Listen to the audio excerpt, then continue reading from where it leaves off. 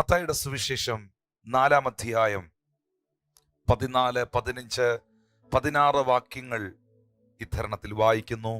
മത്തായി സുവിശേഷം 4-ാം അധ്യായം 14, 15, 16. സെബൂലൻ ദേശവും നഫ്താലി ദേശവും കടൽക്കരയിലും യോർദാൻ അക്കരെയുള്ള നാടും ജാതികളുടെ ഗലീലയും, ഇങ്ങനെ ഇരുട്ടിൽ ഇരിക്കുന്ന ജനം വലിയൊരു വെളിച്ചം കണ്ടു.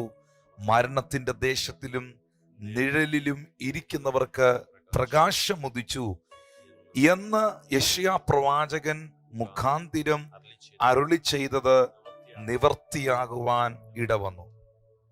വിശുദ്ധ മത്തായിയുടെ സുവിശേഷം 4-ാം അധ്യായത്തിൽ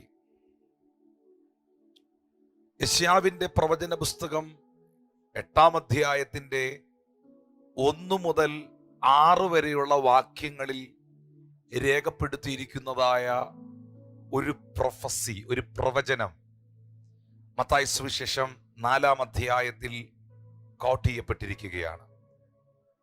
യെശയ്യാവിന്റെ പ്രവചന പുസ്തകം 8-ാം അധ്യായം അതിന്റെ 1 മുതൽ 6 വരെയുള്ള വാക്യങ്ങൾ കർത്തൃദാസൻ വായിക്കുന്നത് ദയവായി ഒന്ന് ശ്രദ്ധിച്ചാലും. യഹോവ എന്നോട് കൽപ്പിച്ചത്, നീ ഒരു വലിയ പലകയെടുത്ത് സാമാന്യ അക്ഷരത്തിൽ മഹേർ ഷാലാൽ ഹാഷ്ബസ് എന്നെഴുതുക. ഞാൻ ഊരിയ പുരോഹിതനെയും യെബര്യാക്കുൽ മകനായ സക്രിയാവെയും എനിക്ക് വിശ്വസ്ത സാക്ഷികളാക്കി വയ്ക്കും. ഞാൻ പ്രവാചകരുടെ അടുക്കൽ ചെന്ന് അവൾ ഗർഭം ധരിച്ചൊരു മകനെ പ്രസവിച്ചു. യഹോവ എന്നോട്, അവന് മഹേർ ഷാലാൽ ഹാഷ്ബസ് എന്ന് പേർ വിളിക്ക. ഈ കുട്ടിക്ക് അപ്പ അമ്മേ എന്ന് വിളിപ്പാൻ പ്രായം ആകും മുമ്പേ ദമശ്ശേക്കിലെ ധനവും ശമരിയിലെ കൊള്ളയും അശ്ശൂർ രാജാവിന്റെ അടുക്കിലേക്ക് എടുത്തുകൊണ്ടു പോകും എന്ന് അരുളി ചെയ്തു. യഹോവ പിന്നെയും എന്നോട് അരുളി ചെയ്ത് എന്തെന്നാൽ, ഈ ജനം സാവധാനത്തോടെ ഒഴുകുന്ന ശിലോഹ വെള്ളത്തെ നിരസിച്ച് റസിനിലും രമലിയാവിൻ മകനിലും സന്തോഷിക്കുന്നത് കൊണ്ട് അത് കാരണത്താൽ തന്നെ യഹോവ നദിയിലെ ബലമേറിയ പെരുവെള്ളത്തെ അശ്ശൂർ രാജാവിനെയും അവന്റെ സകല മഹത്വത്തെയും തന്നെ അവരുടെ മേൽ വരുത്തും. അത് അതിൻ്റെ എല്ലാ തോടുകളിലും പൊങ്ങി അതിൻ്റെ എല്ലാ കരകളെയും കവിഞ്ഞ് ഒഴുകും. അത് യഹൂദയിലേക്ക് കടന്ന് കവിഞ്ഞൊഴുകി കഴുത്തോളം എത്തും. അതിൻ്റെ വിടർന്ന ചിറക് ഇമ്മാനുവേലെ നിന്റെ ദേശത്തിലെ വീതിയെ മൂടും.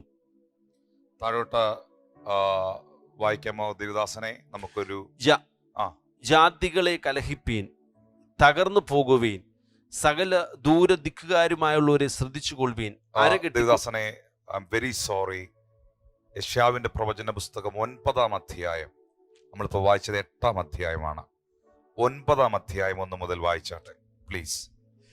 എന്നാൽ കഷ്ടതയിൽ ഇരുന്ന ദേശത്തിന് തിമിരം നിൽക്കുകയില്ല.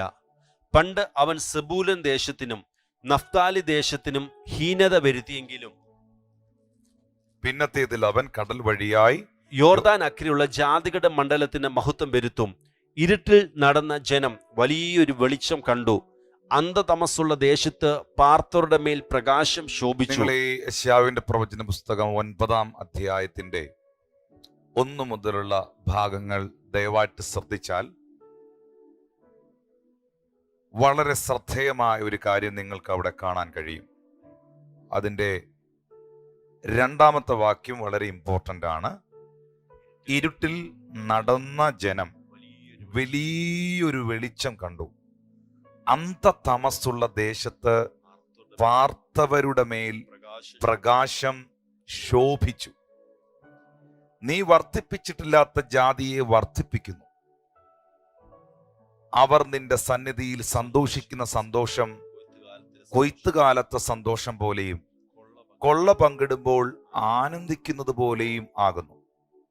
താഴേക്ക് വായിക്കുമ്പോൾ അതിന്റെ 6 മുതലുള്ള വാക്യം വായിക്കുമ്പോൾ അവിടെ എഴുതിയിട്ടുണ്ട്, നമുക്കൊരു ശിശു ജനിച്ചിരിക്കുന്നു, നമുക്കൊരു മകൻ നൽകപ്പെട്ടിരിക്കുന്നു, ആധിപത്യം അവന്റെ തോളിൽ ഇരിക്കും. അവൻ അത്ഭുത മന്ത്രി, വീരനാം ദൈവം, നിത്യപിതാവ്, സമാധാന പ്രഭു എന്ന് പേർ വിളിക്കപ്പെടും. അവന്റെ ആധിപത്യത്തിന്റെ വർധനയ്ക്കും സമാധാനത്തിനും അവസാനമുണ്ടാകുകയില്ല.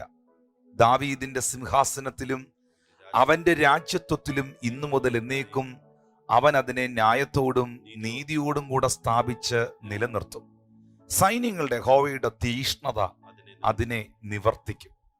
ഈ യെശയ്യാവിന്റെ പ്രവചന പുസ്തകം 9-ാമത്തെ അധ്യായം 1 മുതലുള്ള വാക്യങ്ങളിൽ ഉടനീളം നാം കാണുന്നത് നമ്മുടെ രക്ഷിതാവും നമ്മുടെ കർത്താവും വീണ്ടെടുപ്പുകാരനുമായ കർത്താവായ യേശു ക്രിസ്തുവിനെ കുറിച്ചുള്ള പ്രവചനമാണ്. യേശു കർത്താവ് സകല ജാതികളുടെ മണ്ഡലത്തിനും മഹത്വം വരുത്തുമെന്നും ഇരുട്ടിൽ നടന്ന ജനം വലിയൊരു വെളിച്ചം കാണുമെന്നും അന്ധതമസ്സിൽ പാർത്ത ദേശത്ത് പാർത്തവരുടെ മേൽ പ്രകാശം ഉദിക്കുമെന്നും, ആ പ്രകാശം മറ്റൊന്നല്ല, ഒരു ശിശു ജനിക്കുവാൻ പോകുന്നു, ഒരു മകൻ നൽകപ്പെടുവാൻ പോകുന്നു, അവൻ അത്ഭുത മന്ത്രിയാണ്, അവൻ വീരനായ ദൈവമാണ്, അവൻ നിത്യപിതാവാണ്, അവൻ സമാധാനത്തിന്റെ പ്രഭുവാണ്, ആധിപത്യം അവന്റെ തോളിലിരിക്കും എന്ന് തുടങ്ങുന്നതായ അതിശക്തമേറിയ ദൈവവചന പ്രവചനം യെശയ്യാവിന്റെ പ്രവചന പുസ്തകത്തിൽ യേശു കർത്താവിനെ കുറിച്ച് നാം കാണുന്നു. എന്നാൽ മത്തായിയുടെ സുവിശേഷത്തിലേക്ക് വരുമ്പോൾ ആ പ്രവചനം നിവർത്തീകരിക്കപ്പെടുന്ന ഒരു സാഹചര്യത്തെ അവിടെ വ്യക്തമാക്കുകയാണ്. അതാണ് ഈ യെശയ്യാ പ്രവചനം 9-ാം അധ്യായത്തിന്റെ 1 മുതൽ 6 വരെയുള്ള ഭാഗങ്ങളിൽ നിന്ന് മത്തായിയുടെ സുവിശേഷം 4-ാം അധ്യായം 14, 15, 16 ഭാഗങ്ങളിൽ എഴുതിയിരിക്കുന്നത് സെബുലം ദേശവും നഫ്താലി ദേശവും കടൽക്കരയിലും യോർദാൻ അക്കരെയുള്ള നാടും ജാതികളുടെ ഗലീലയും ഇങ്ങനെ ഇരുട്ടിലിരിക്കുന്ന ജനം വലിയ ഒരു വെളിച്ചം കണ്ടു. മരണത്തിന്റെ ദേശത്തിലും നിഴലിലും ഇരിക്കുന്നവർക്ക് പ്രകാശം ഉദിച്ചു എന്ന് യെശയ്യാ പ്രവാചകൻ മുഖാന്തിരം അരുളി ചെയ്തത് നിവർത്തിയാകാൻ ഇടവന്നു. അങ്ങനെയല്ലേ വായിക്കുന്നത്?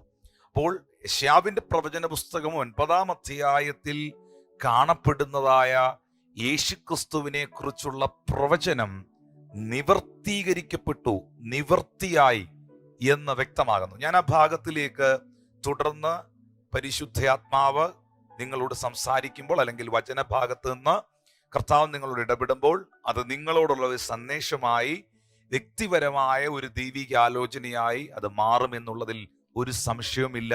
ഞാനത് പൂർണ്ണമായി വിശ്വസിക്കുന്നു. എന്നോട് സംസാരിച്ച കർത്താവിൽ, അല്ലെങ്കിൽ ഈ തിരുവെഴുത്തിൽ ഞാൻ അല്പം പോലും സംശയിക്കുന്നില്ല. ദൈവം നിങ്ങളോട് ഇടപെടുമാറാകട്ടെ.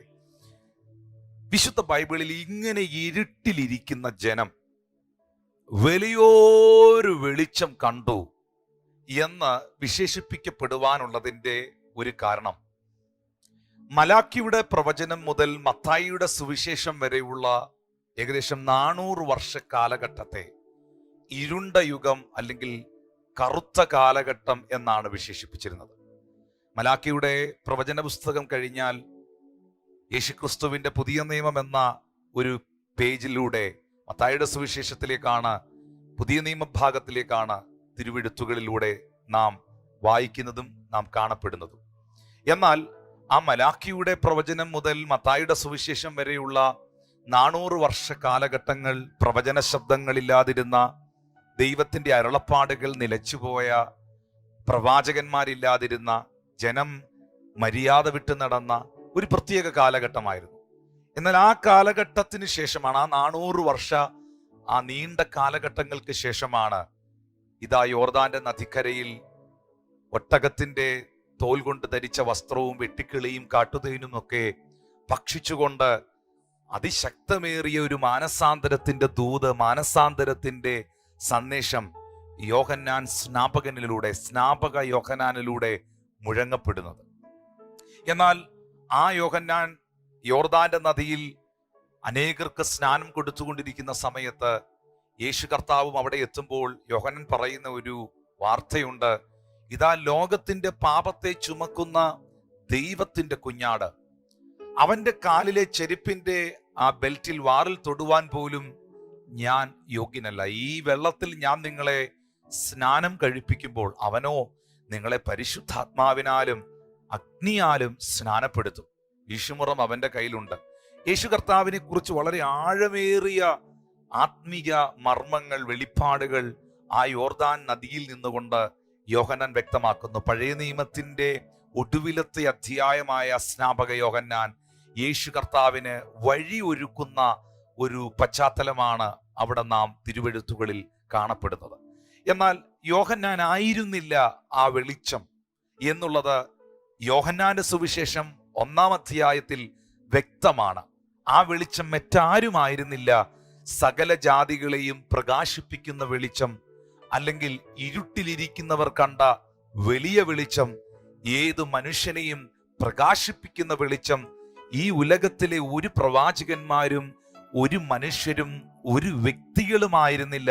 അത് വാഴ്ത്തപ്പെട്ട നാം ആരാധിക്കുന്ന സർവശക്തനായ ദൈവമായ യേശു ക്രിസ്തുവായിരുന്നു.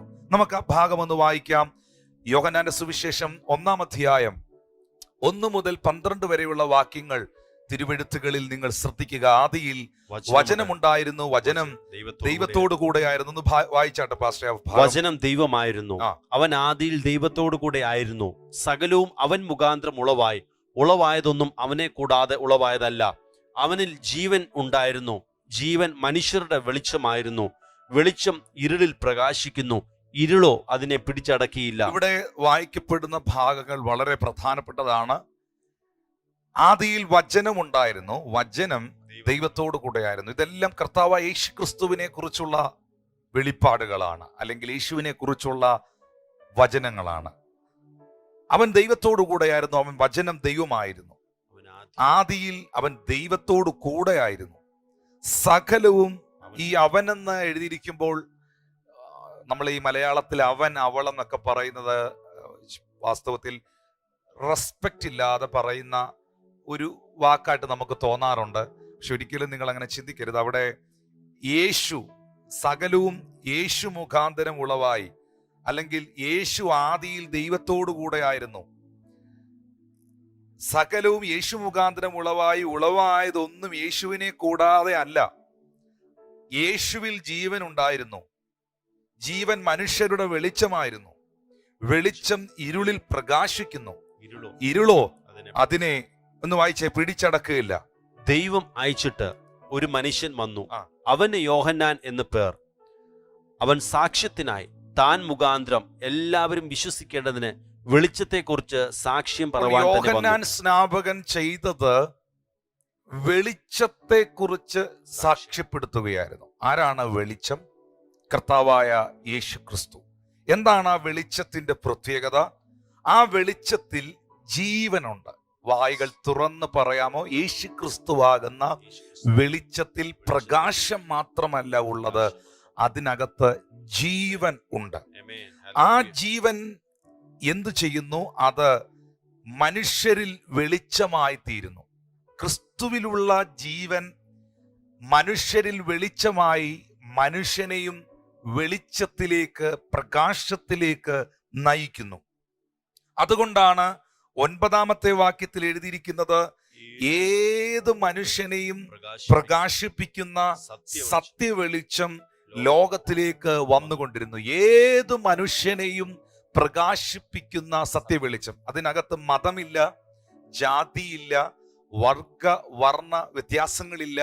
പണ്ഡിതനെന്നോ പാമരനെന്നോ ഒരു പ്രത്യേക വിഭാഗമെന്നോ ഒരു പ്രത്യേക സമൂഹമെന്നോ സമുദായമെന്നോ വ്യത്യസ്തതകൾ അതിനകത്തില്ല. യേശു ക്രിസ്തുവാകുന്ന ആ വെളിച്ചത്തിന്റെ പ്രത്യേകത അതേതു മനുഷ്യനെയും പ്രകാശിപ്പിക്കുന്ന സത്യ വെളിച്ചമാണ്. ഇന്ന് ഈ സന്ദേശം നിങ്ങൾ കേട്ടുകൊണ്ടിരിക്കുമ്പോൾ, നിങ്ങൾ ആരും ആകട്ടെ, ഏത് വിഭാഗമോ സമുദായമോ ഏതവസ്ഥയിലോ അനുഭവങ്ങളിലോ ഉള്ള വ്യക്തിയാകട്ടെ, നിങ്ങൾ ഒരു ഇരുട്ടിൽ വസിക്കുന്ന അനുഭവങ്ങളിലൂടെയാണ് മുന്നോട്ട് പോകുന്നതെങ്കിൽ, ചുറ്റുപാടുമുള്ളതൊന്നും ശരിക്കും പറഞ്ഞാൽ കാണുവാൻ കഴിയാതെ എന്തോ ഒരു വലിയ ബന്ധനത്തിൽ അകപ്പെട്ടതുപോലെ, പാപത്തിന്റെ ഇരുട്ടിനാൽ പിടിക്കപ്പെട്ട്, പൈശാചികതയുടെ ഇരുട്ടിനാൽ പിടിക്കപ്പെട്ട്. എന്താണ് ഇരുട്ടിന്റെ പ്രത്യേകത? ഒരു റൂമിനകത്ത് ഒരുപാട് സാധനങ്ങൾ വെച്ചിട്ട് ആ മുറി അല്പം പോലും വെളിച്ചം കയറാത്ത ഒരു ഇരുട്ടുമുറിയാണെങ്കിൽ, അതിനകത്ത് എന്തെല്ലാം ഇരിപ്പുണ്ടെന്ന് പറഞ്ഞാലും നിങ്ങൾക്ക് അതിനകത്തുള്ളതൊന്നും കാണുവാനോ അതൊന്നും പോയി എടുക്കുവാനോ നിങ്ങൾക്ക് ഉപയോഗിക്കുവാനോ കഴിയുകയില്ല. ഇരുട്ടിനകത്ത് നന്മകളുണ്ട് എന്ന് പറഞ്ഞതുകൊണ്ട് ഒരർത്ഥവുമില്ല എന്നുള്ളതാണ് വളരെ മനസ്സിലാക്കേണ്ടതായ ഒരു കാര്യം. പല വ്യക്തികളുടെയും ജീവിതങ്ങൾ ഇരുട്ടിൽ കിടക്കുന്നു. ഇരുട്ടിന്റെ ബന്ധനത്തിൽ കിടക്കുന്നു, പാപത്തിന്റെ അടിമത്വത്തിൽ കിടക്കുന്നു, പൈശാചിക കരങ്ങളിൽ കിടക്കുന്നു. എന്നിട്ട് എൻ്റെ കുടുംബം ഇതാണ്, എൻ്റെ ഗോത്രം ഇതാണ്, ഞാൻ ആരാന്നറിയാവോ എന്നൊന്നും ചോദിച്ചതുകൊണ്ട് അതിനകത്ത് യാതൊരു അർത്ഥവുമില്ല. ഇരുട്ടിൽ തപ്പി നടക്കാനല്ലാതെ, ഇരുട്ടിൽ ഒറ്റപ്പെട്ടിരിക്കാനല്ലാതെ മറ്റൊന്നും സാധ്യമല്ല പ്രിയപ്പെട്ടവരെ. എന്നാൽ വെളിച്ചം വെളിപ്പെടുമ്പോൾ ഒരുക്കപ്പെട്ടിരിക്കുന്നത് കാണുവാൻ കഴിയും. വെളിച്ചം വെളിപ്പെടുമ്പോൾ അവിടെ ഉള്ള കാര്യങ്ങൾ അനുഭവമാക്കുവാൻ കഴിയും. വെളിച്ചം വെളിപ്പെട്ട് കഴിയുമ്പോൾ ഒരു സ്വാതന്ത്ര്യം ഉണ്ടാകും. സത്യമല്ലേ? ഒരു ഇരുട്ടത്തൂടെ നടക്കുമ്പോൾ പെട്ടെന്ന് മൊബൈലിലെ ടോർച്ചോ അല്ലെങ്കിൽ ഒരു വെളിച്ചമോ പ്രകാശിച്ചാൽ നിങ്ങളുടെ വേഗത പെട്ടെന്ന് കൂടും, പെട്ടെന്ന് നിങ്ങളുടെ സ്പീഡ് കൂടും. വെളിച്ചം വന്നു കഴിയുമ്പോൾ, പ്രകാശം വന്നു കഴിയുമ്പോൾ തടസ്സങ്ങൾ മാറുന്നത് നിങ്ങൾക്ക് അനുഭവിക്കാൻ കഴിയും. മുമ്പിലുള്ള തടസ്സങ്ങൾ മാറിപ്പോകുന്നത് പോലെ നിങ്ങളുടെ വേഗതകൾ വർദ്ധിച്ച് നിങ്ങൾക്ക് നിങ്ങളുടെ ലക്ഷ്യസ്ഥാനത്തേക്ക് എത്തിച്ചേരുവാൻ കഴിയും. അങ്ങനെയാണെങ്കിൽ യേശു ക്രിസ്തു എന്ന് പറയുന്നത് ഏത് മനുഷ്യനെയും പ്രകാശിപ്പിക്കുന്നതായ സത്യ വെളിച്ചമാണ്. ഇന്ന് ഈ സന്ദേശം നിങ്ങൾ കേട്ടുകൊണ്ടിരിക്കുമ്പോൾ, ഈ വചനം നിങ്ങൾ കേട്ടുകൊണ്ടിരിക്കുമ്പോൾ, നിങ്ങളാകുന്ന വ്യക്തി, ഞാനൊരു ഇരുട്ടിനകത്ത് ബന്ധിക്കപ്പെട്ടിരിക്കുന്നു, ഇരുട്ടിന്റെ അധികാരത്തിൽ ഞാൻ കിടക്കുന്നു, എനിക്ക് എൻ്റെ ലൈഫിന്റെ മുൻപിലുള്ള ഒരു കാര്യങ്ങളും എനിക്ക് കാണാൻ മേല, എൻ്റെ മുൻപോട്ടുള്ള ഒരു കാര്യങ്ങളെ കുറിച്ചും എനിക്ക് യാതൊരു വ്യക്തതകളുമില്ല, എന്തിലൊക്കെയോ തപ്പിത്തടയുന്നവളെ പോലെ ഞാൻ ആയിരിക്കുന്നു എന്നൊരവസ്ഥയിലാണ് നിങ്ങൾ എന്നെ കണ്ടുകൊണ്ടിരിക്കുന്നതെങ്കിൽ, ഏതു മനുഷ്യനെയും പ്രകാശിപ്പിക്കുന്ന സത്യ വെളിച്ചമാകുന്ന യേശു ക്രിസ്തുവിന് നിങ്ങൾക്കൊരു ദിശാബോധവും ലക്ഷ്യബോധവും നൽകി നിങ്ങളെ ലക്ഷ്യസ്ഥാനത്തേക്ക് എത്തിക്കുവാൻ കഴിയും. യെശയ്യാവിന്റെ പ്രവചന പുസ്തകം 10-ാം അധ്യായം അതിന്റെ 17-ാമത്തെ വാക്യത്തിൽ എഴുതിയിരിക്കുന്നു, ഇസ്രായേലിന്റെ വെളിച്ചം ഒരു തീയായും അവന്റെ പരിശുദ്ധൻ ഒരു ജ്വാലയായും ഇരിക്കുന്നു. യെശയ്യാ 10:17. അത് കത്തി ഒരു ദിവസം കൊണ്ട് അവന്റെ മുള്ളും പറക്കാരെയും ദഹിപ്പിച്ചു കളയും. അപ്പോൾ അവിടെ നാം വായിക്കുന്നു, ഇസ്രായേലിന്റെ വെളിച്ചം ഒരു തീയായും. ആരാണ് ഇസ്രായേലിന്റെ വെളിച്ചം? സർവശക്തനാകുന്ന ദൈവം. ആ വെളിച്ചം ഒരു തീയായും അവന്റെ പരിശുദ്ധൻ ഒരു ജ്വാലയായും ഇരിക്കും. അത് കത്തി ഒരു ദിവസം കൊണ്ട് അവന്റെ മുള്ളും പറക്കാരെയും ദഹിപ്പിച്ചു കളയും. ശ്രദ്ധിക്കണം, ഇസ്രായേലിന്റെ വെളിച്ചമാകുന്ന യഹോവയാകുന്ന ദൈവം, പരിശുദ്ധനായ ദൈവം, അവനൊരു ജ്വാലയായിരിക്കും, ഒരു വെളിച്ചമായിരിക്കും. അതിന്റെ പ്രത്യേകത, അത് കത്തി ഒരു ദിവസം കൊണ്ട് മുള്ളും പറക്കാരെയും ദഹിപ്പിച്ചു കളയും. മുള്ള് എന്ന് പറയുന്നത് പ്രയോജനമുള്ള ഒന്നല്ല, കളയാണ്, അല്ലെങ്കിൽ അത് നമ്മളെ അസ്വസ്ഥപ്പെടുത്തുന്ന ഒന്നാണ്, വേദനിപ്പിക്കുന്ന ഒന്നാണ്, മുറിവേൽപ്പിക്കുന്ന ഒന്നാണ്. ഒരു ബ്ലസ്സിങ് അല്ല മുള്ളെന്ന് പറയുന്നത്. മുള്ളൊരിക്കലും ഒരു ബ്ലസ്സിങ്ങിന്റെ സിമ്പൽ അല്ല. മുള്ളും പറക്കാരെയും, പ്രയോജനമില്ലാത്ത പറക്കാരെയും അവൻ ദഹിപ്പിച്ചു കളയും. ഈ വെളിച്ചത്തിന്റെ പ്രത്യേകത, ഈ ദൈവമാകുന്ന യേശുക്രിസ്തുവാകുന്ന വെളിച്ചത്തിന്റെ അതിശക്തമേറിയ പ്രത്യേകത, നിങ്ങളുടെ വ്യക്തിപരമായ ജീവിതത്തിൽ വെളിപ്പെട്ടു നിൽക്കുന്ന, നിങ്ങളെ അസ്വസ്ഥപ്പെടുത്തുന്ന, നിങ്ങളെ ഭാരപ്പെടുത്തുന്ന, നിങ്ങളെ മുറിവേൽപ്പിക്കുന്ന എല്ലാ മുള്ളുകളെയും, നിങ്ങളുടെ ജീവിതത്തിൽ പിശാച് അൺവാണ്ടഡായ, ആവശ്യമില്ലാതെ കൊണ്ടുവച്ചിരിക്കുന്ന എല്ലാ പറക്കാരെയും അതിന് ദഹിപ്പിച്ചു കളയുവാൻ കഴിയും. ഇന്ന് പകൽ ഈ ഓൺലൈൻ സർവീസ് നിങ്ങൾ കണ്ടുകൊണ്ടിരിക്കുമ്പോൾ, കർത്താവേ, എൻ്റെ വ്യക്തിപരമായ ജീവിതത്തിൽ വെളിപ്പെട്ട് നിൽക്കുന്ന എല്ലാ മുള്ളുകളെയും, എല്ലാ പറക്കാരകളെയും ഇസ്രായേലിന്റെ വെളിച്ചവും തീയുമായ പരിശുദ്ധനായ ദൈവമേ, അങ്ങതിനെ നശിപ്പിക്കുമാറാകണമേ, അങ്ങതിനെ കത്തിച്ചു കളയുമാറാകണമേ എന്ന് വ്യക്തിപരമായി ഇരിക്കുന്ന സ്ഥലത്തിരുന്നു കൊണ്ട് ദൈവത്തോട് പ്രാർത്ഥിക്കാമോ? ഈ കാലഘട്ടത്തിൽ പ്രത്യേകിച്ച് എന്നെ കണ്ടുകൊണ്ടിരിക്കുന്ന പ്രിയപ്പെട്ടവരെ, നിങ്ങളുടെ അകത്ത് ഉടലെടുത്തിരിക്കുന്നതായ ആവശ്യമില്ലാത്ത ചിന്തകൾ, നിരാശകൾ, മുള്ളുപോലെ നിങ്ങളെ കുത്തുന്ന മുള്ളുകൾ, പറക്കാര പോലെ പ്രയോജനമില്ലാതെ വെളിപ്പെട്ടു നിൽക്കുന്ന പ്രതിസന്ധികൾ, അൺവാണ്ടഡായി പ്രതീക്ഷിക്കാത്ത, വിളിക്കാത്ത അതിഥിയെ പോലെ വീട്ടിനകത്തും വ്യക്തിപരമായും കടന്നു വരുന്ന പ്രതിസന്ധികൾ, ഇസ്രായേലിന്റെ വെളിച്ചമായ തീയായ പരിശുദ്ധനായ യേശുക്രിസ്തുവിന്റെ നാമത്തിൽ സ്വർഗത്തിലെ ദൈവം അതിനെ ദഹിപ്പിച്ചു കളയട്ടെ എന്ന് ഈ വചനഭാഗത്ത് നിന്ന് ഞാൻ നിങ്ങളെ അറിയിക്കുന്നു പ്രിയപ്പെട്ടവരെ. ഹല്ലേലൂയ. കാരണം നമ്മുടെ കർത്താവ് വെളിച്ചമാണ്, ഈസ് എ ലൈറ്റ്. യോഹന്നാന്റെ ലേഖനം വായിക്കുമ്പോൾ, നമ്മളിപ്പോൾ യോഹന്നാന്റെ സുവിശേഷമാണ് വായിച്ചത്. യോഹന്നാന്റെ ലേഖനം വായിക്കുമ്പോൾ 1 യോഹന്നാന്റെ ലേഖനം 1-ാം അധ്യായം 5-ാമത്തെ വാക്യത്തിൽ എഴുതിയിട്ടുണ്ട്, ദൈവം വെളിച്ചമാകുന്നു, അവനിൽ ഇരുട്ട് ഒട്ടുമില്ല എന്നുള്ളത് ഞങ്ങൾ അവനോട് കേട്ട നിങ്ങളോട് ദൂത് അറിയിക്കുന്നു. ഇത് നിങ്ങളോട് ദൈവം അറിയിക്കുന്നതായ ഒരു സന്ദേശമാണ്, ഒരു ദൂതാണ് എന്നവിടെ വ്യക്തമാക്കുന്നു. ദൈവം വെളിച്ചമാകുന്നു.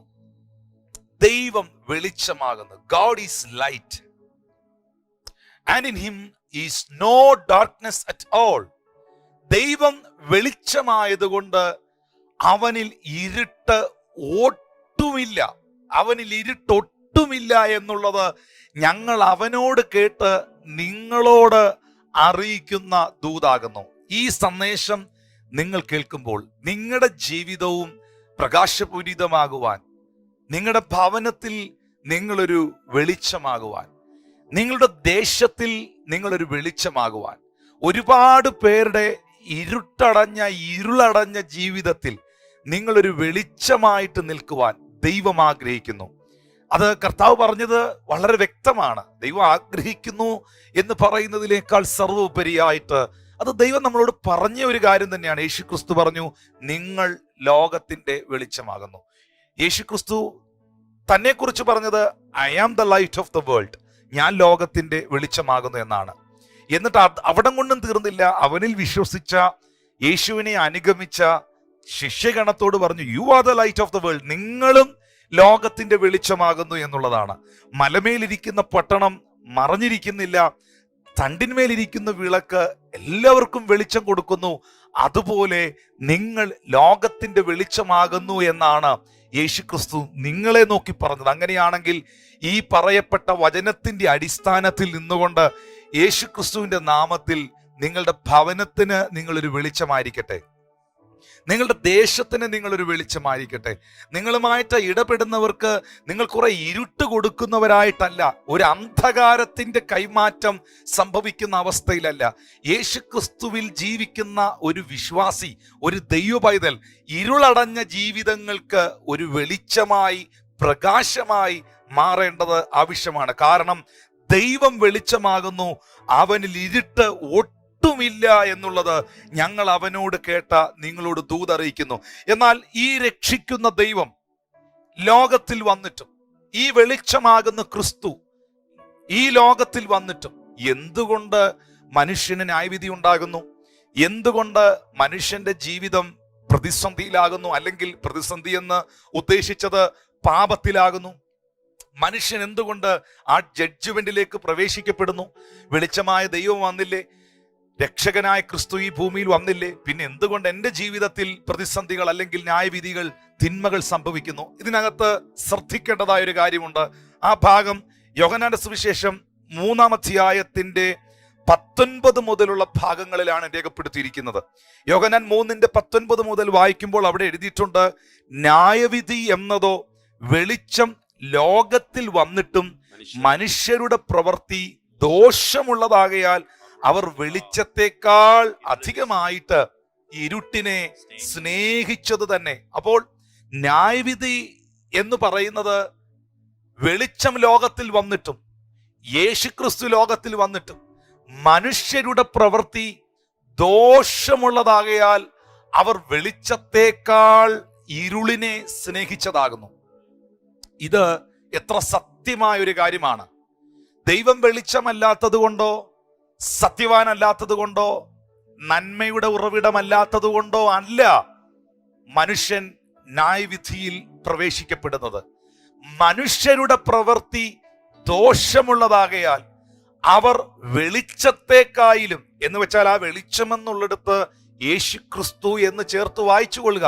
അവർ യേശുക്രിസ്തുവിനേക്കായിലും സാത്താനെ, ഇരുളെന്ന് പറയുന്നത് പൈശാചികമാണ്, സാത്താന്യമാണ്, അവർ യേശുക്രിസ്തുവിനേക്കാൾ അധികം സാത്താനെ സ്നേഹിച്ചത് കൊണ്ടാണ് പൈശാചികമായ കാര്യങ്ങൾക്ക്, ലോകത്തിന്റെ ഇഷ്ടങ്ങൾക്ക്, ലോകത്തിന്റെ പ്രലോഭനങ്ങൾക്ക് അവർ വിധേയപ്പെട്ടത് കൊണ്ടാണ് അവരുടെ ജീവിതത്തിൽ ന്യായവിധി ഉണ്ടായത്.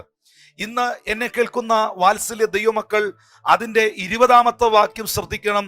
തിന്മ പ്രവർത്തിക്കുന്നവനെല്ലാം വെളിച്ചത്തെ പകയ്ക്കുന്നു. നമ്മൾ ആ വെളിച്ചം എന്നുള്ളിടത്ത് യേശുക്രിസ്തു എന്ന് വായിച്ചാൽ എങ്ങനെ വായിക്കാൻ പറ്റും? തിന്മ പ്രവർത്തിക്കുന്നവരെല്ലാം യേശുക്രിസ്തുവിനെ പകയ്ക്കുന്നു. തൻ്റെ പ്രവർത്തിക്ക് ആക്ഷേപം വരാതിരിപ്പാൻ വെളിച്ചത്തിലേക്ക് വരുന്നില്ല. ഈ പല മനുഷ്യരും ക്രിസ്തുവാകുന്ന വെളിച്ചത്തിലേക്ക് വരാതിരിക്കുന്നത് എന്തുകൊണ്ടാണ്? വരാൻ മടിക്കുന്നു. അവർക്ക് മറ്റൊരു കാര്യത്തിലേക്ക് പോകാൻ മടിയില്ല. മറ്റെല്ലാ കാര്യങ്ങൾക്കും അവർ ചാടിയിറങ്ങും. ഏത് ഫംഗ്ഷന് വിളിച്ചാലും പോകാൻ ചിലപ്പോൾ മടി കാണിക്കത്തില്ല.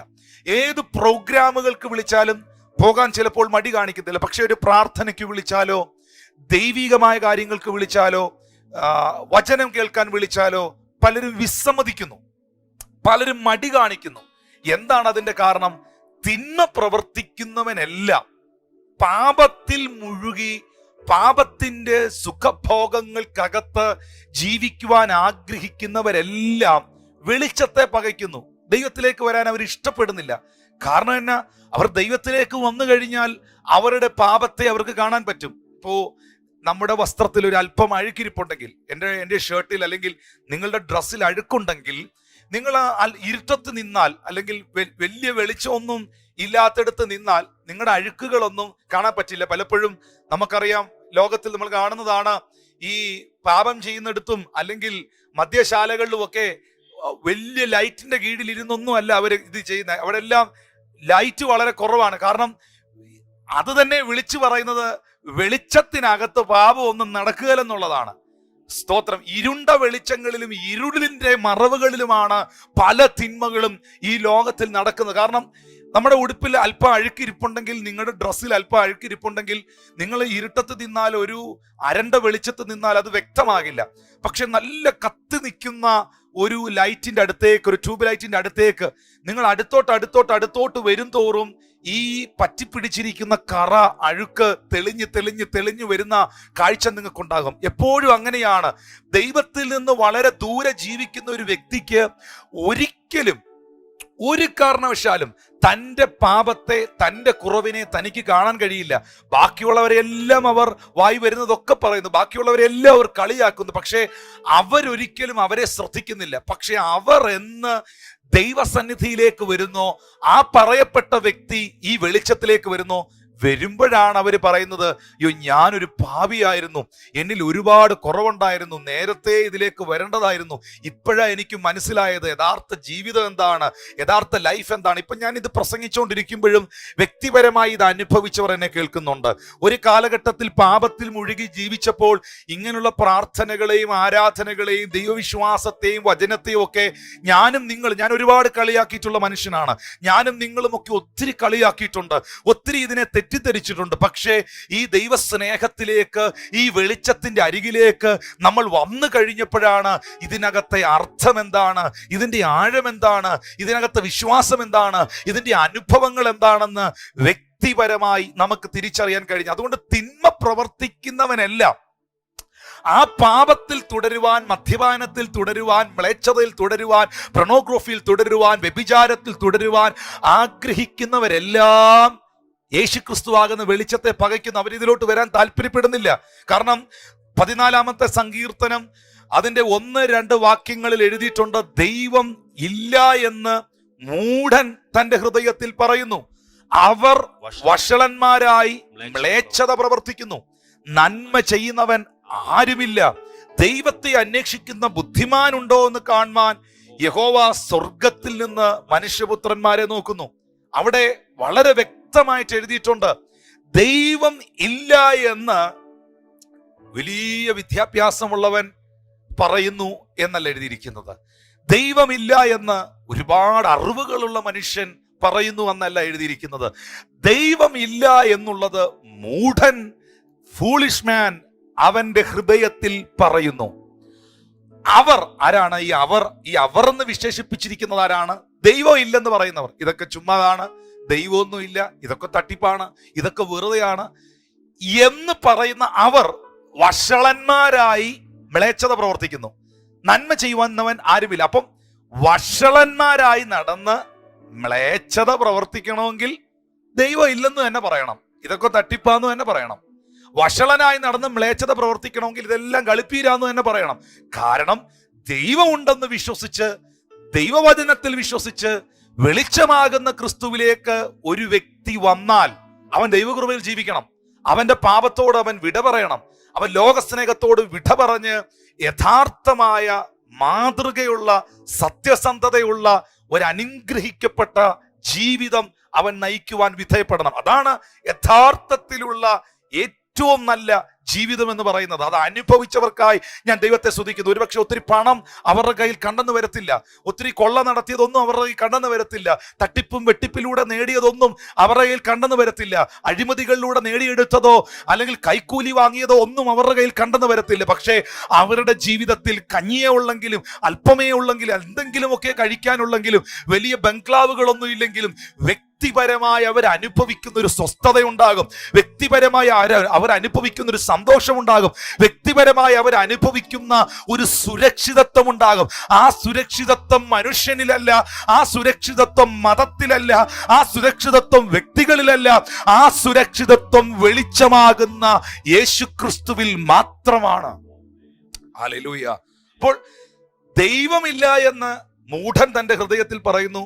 അവർ വഷളന്മാരായി നടന്ന് മ്ലേച്ഛത പ്രവർത്തിക്കുന്നു. Praise God. നന്മ ചെയ്യുന്നവൻ ആരുമില്ല. ഒത്തിരി അനുഭവങ്ങളുണ്ട് പറയാൻ. ഒരിക്കൽ ഒരു സഹോദരനെ, ഒരു 24-25 വയസ്സുള്ള ഒരു ചെറുപ്പക്കാരനെ ഞാൻ സുവിശേഷം പറഞ്ഞു ദൈവകൃപയിലേക്ക് കൊണ്ടുവരുവാൻ, അവന്റെ ജീവിതത്തിൽ നിൽക്കുന്ന പ്രതിസന്ധി നിമിത്തം, മാതാപിതാക്കൾ അനുഭവിക്കുന്ന കണ്ണുനീർ നിമിത്തം, കഷ്ടത നിമിത്തം മാറ്റിയിരുത്തി ഇപ്പോൾ ഞാൻ പ്രസംഗിക്കുന്ന ഇതേ ചർച്ചിൽ, ഇവിടുത്തെ ഇതേ ഓഫീസിൽ ഞാൻ ആ സഹോദരനെ കൊണ്ടുവന്നിരുത്തി കുറച്ചു നേരം ആ ചെറുപ്പക്കാരനോട് സംസാരിക്കുകയും ദൈവവചനത്തിൽ നിന്ന് പഠിപ്പിക്കുകയും പ്രാർത്ഥിക്കുകയും ഒക്കെ ചെയ്തപ്പം ഇതൊക്കെ കേട്ടപ്പോൾ പുള്ളിക്ക് മനസ്സിലായി ഇതിനകത്തൊക്കെ സത്യമുണ്ടെന്ന്, യാഥാർത്ഥ്യമുണ്ടെന്ന്. പക്ഷേ കുറച്ചു കഴിഞ്ഞപ്പോൾ എന്നോട് ഇങ്ങനെ പറഞ്ഞു, പാസ്റ്ററെ, ഞാന് ചർച്ചയിൽ വന്ന് യേശുവിന് വേണ്ടി ജീവിതം കൊടുത്തു കഴിഞ്ഞാൽ പിന്നെ എനിക്ക് കുടിക്കാൻ പറ്റുമോ? പിന്നെ എനിക്ക് അത് ചെയ്യാൻ പറ്റുമോ? ഇത് ചെയ്യാൻ പറ്റുമോ? കുറേ ചോദ്യം ചോദിച്ചു. അപ്പോ പുള്ളിയുടെ ഏറ്റവും വലിയ പ്രയാസം യേശുവിലേക്ക് വന്നാൽ, കർത്താവിലോട്ട് വന്നാൽ, ഈ വെളിച്ചത്തിലോട്ട് വന്നാൽ പിന്നെ പഴയ പരിപാടിക്കൊന്നും പോകാൻ പറ്റുകയില്ല എന്നുള്ള ആ ചിന്തയിലാണ് ഇങ്ങനെ മടിച്ചു നിൽക്കുന്നത്. ശരിക്കും പറഞ്ഞത് എത്ര കറക്റ്റാണ്. എന്നിട്ട് ഈ ചെറുപ്പക്കാരന്റെ അമ്മ എന്നെ കണ്ട് സംസാരിച്ചപ്പോൾ പറഞ്ഞത് ഇങ്ങനെയാണ്, അവൻ വിശ്വസിച്ചിരിക്കുന്നത്, എൻ്റെ പാസ്റ്ററെ അവൻ പറയുന്നത്, എൻ്റെ ബ്രദറെ അവൻ പറയുന്നത് ദൈവം ഇല്ലെന്ന ഒരു നിരീശ്വരവാദിയായിട്ട് അവൻ ജീവിക്കുക കേട്ടോ, അവന് വേണ്ടി പ്രാർത്ഥിക്കണം. ഇവിടെ വന്ന് സംസാരിച്ചപ്പോൾ എനിക്ക് മനസ്സിലായി അവൻ നിരീശ്വരവാദിയൊന്നും അല്ല, അവൻ ദൈവമില്ലെന്ന് അങ്ങനെ വിശ്വസിക്കുന്ന പയ്യനൊന്നും അല്ല. ദൈവം ഉണ്ടെന്നും ശക്തി ഉണ്ടെന്നും ദൈവപ്രവൃത്തി ഉണ്ടെന്നും ഒക്കെ അവനറിയാം. പക്ഷെ അവൻ ദൈവം ഇല്ലെന്ന് അങ്ങ് പറഞ്ഞു ഇതൊക്കെ തട്ടിപ്പ കള്ളത്തരമാണെന്ന് പറഞ്ഞ് നടന്നതിന്റെ കാരണം, അവന്റെ അമ്മയൊക്കെ ധരിപ്പിച്ചിരിക്കുന്നതിന്റെ കാരണം, അവന് കുടിക്കണം, അവൻ ആ പാപത്തിൽ തുടരണം, അവൻ ആ തിന്മയിൽ തുടരണം. അതിനു വേണ്ടിയാണ്. ദൈവമില്ലെന്ന് മൂഢൻ തന്റെ ഹൃദയത്തിൽ പറയുന്നു. കാരണം എന്നാ? അവർക്ക് വഷളന്മാരായി നടന്ന് മ്ലേച്ഛത പ്രവർത്തിക്കണം. നന്മ ചെയ്യുന്നവൻ ആരുമില്ല. എന്നാൽ രണ്ടാമത്തെ വാക്യത്തിൽ അത് വളരെ ശ്രദ്ധേയമാണ്. രണ്ടാമത്തെ വാക്യത്തിൽ എഴുതിയിട്ടുണ്ട്, ദൈവത്തെ അന്വേഷിക്കുന്ന ബുദ്ധിമാനുണ്ടോ എന്ന് കാണുവാൻ യഹോവ സ്വർഗത്തിൽ നിന്ന് മനുഷ്യപുത്രന്മാരെ നോക്കുന്നു. ദൈവത്തെ അന്വേഷിക്കുന്നവർ ബുദ്ധിമാന്മാരാണ്.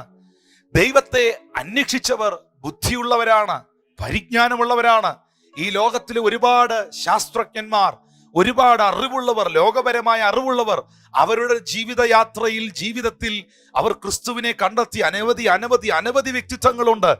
ആ കർത്താവിനെ അവർ അനുഭവിച്ചു കഴിഞ്ഞപ്പോൾ അവർ പറഞ്ഞു, ഞങ്ങൾ അറിഞ്ഞ ശാസ്ത്രലോകത്തെക്കാൾ, ഞങ്ങൾ അനുഭവിച്ച ലോകപരമായ കാര്യങ്ങളെക്കാൾ എത്ര ആഴവും അഗാധവുമാണ് ഈ കർത്താവിന്റെ സ്നേഹം, അവന്റെ കൃപ എന്ന് പറയുന്നത്. ഇന്ന് ഈ സന്ദേശം നിങ്ങൾ കേട്ടോണ്ടിരിക്കുമ്പോൾ വാത്സല്യ ദൈവമക്കളെ, നിങ്ങൾ ദൈവത്തെ അന്വേഷിക്കുന്ന ഒരു വ്യക്തിയാണോ?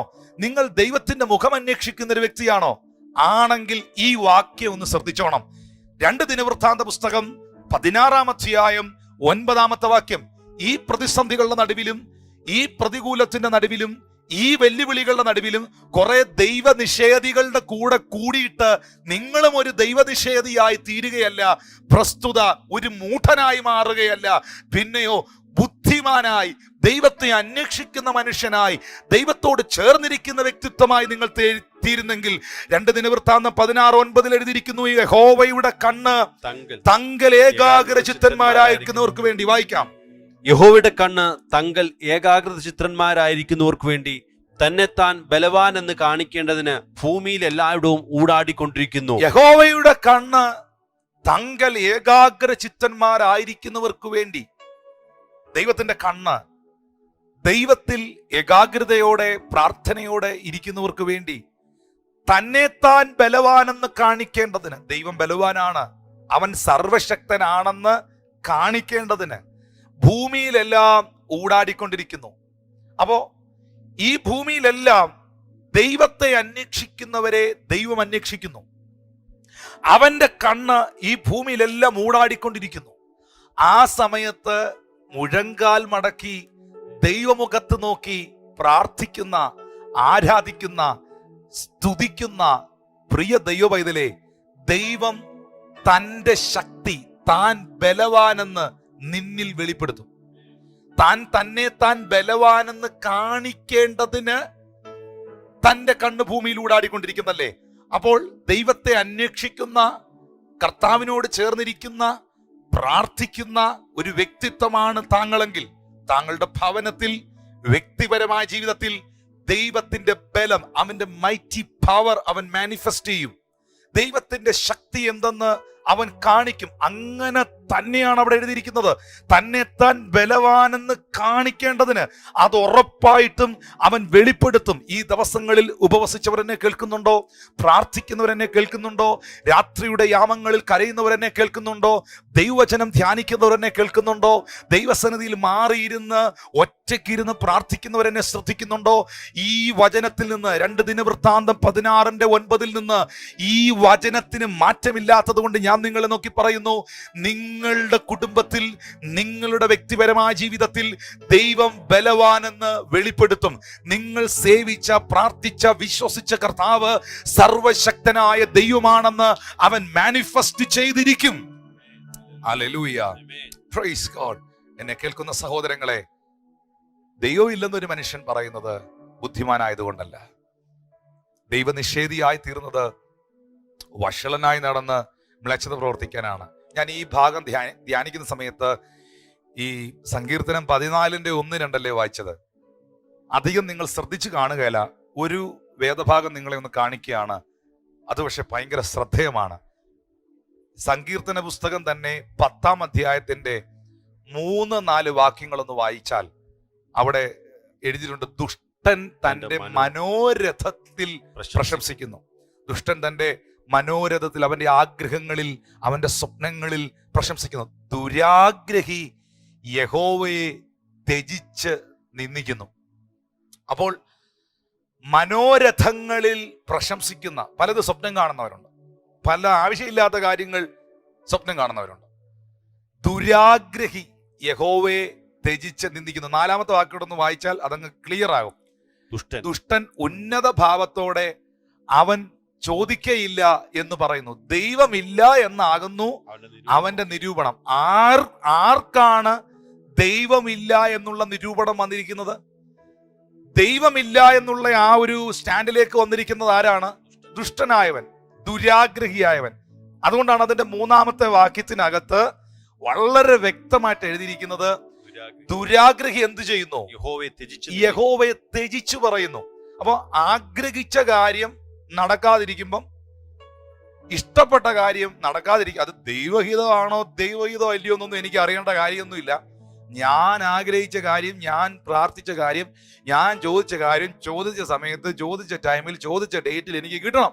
കിട്ടിയില്ലെങ്കിൽ ദൈവം ഇല്ല, പ്രാർത്ഥനയില്ല, എല്ലാവരും കള്ളന്മാരാ. Praise God. അതുകൊണ്ട് ദുരാഗ്രഹി എന്ത് ചെയ്യുന്നു?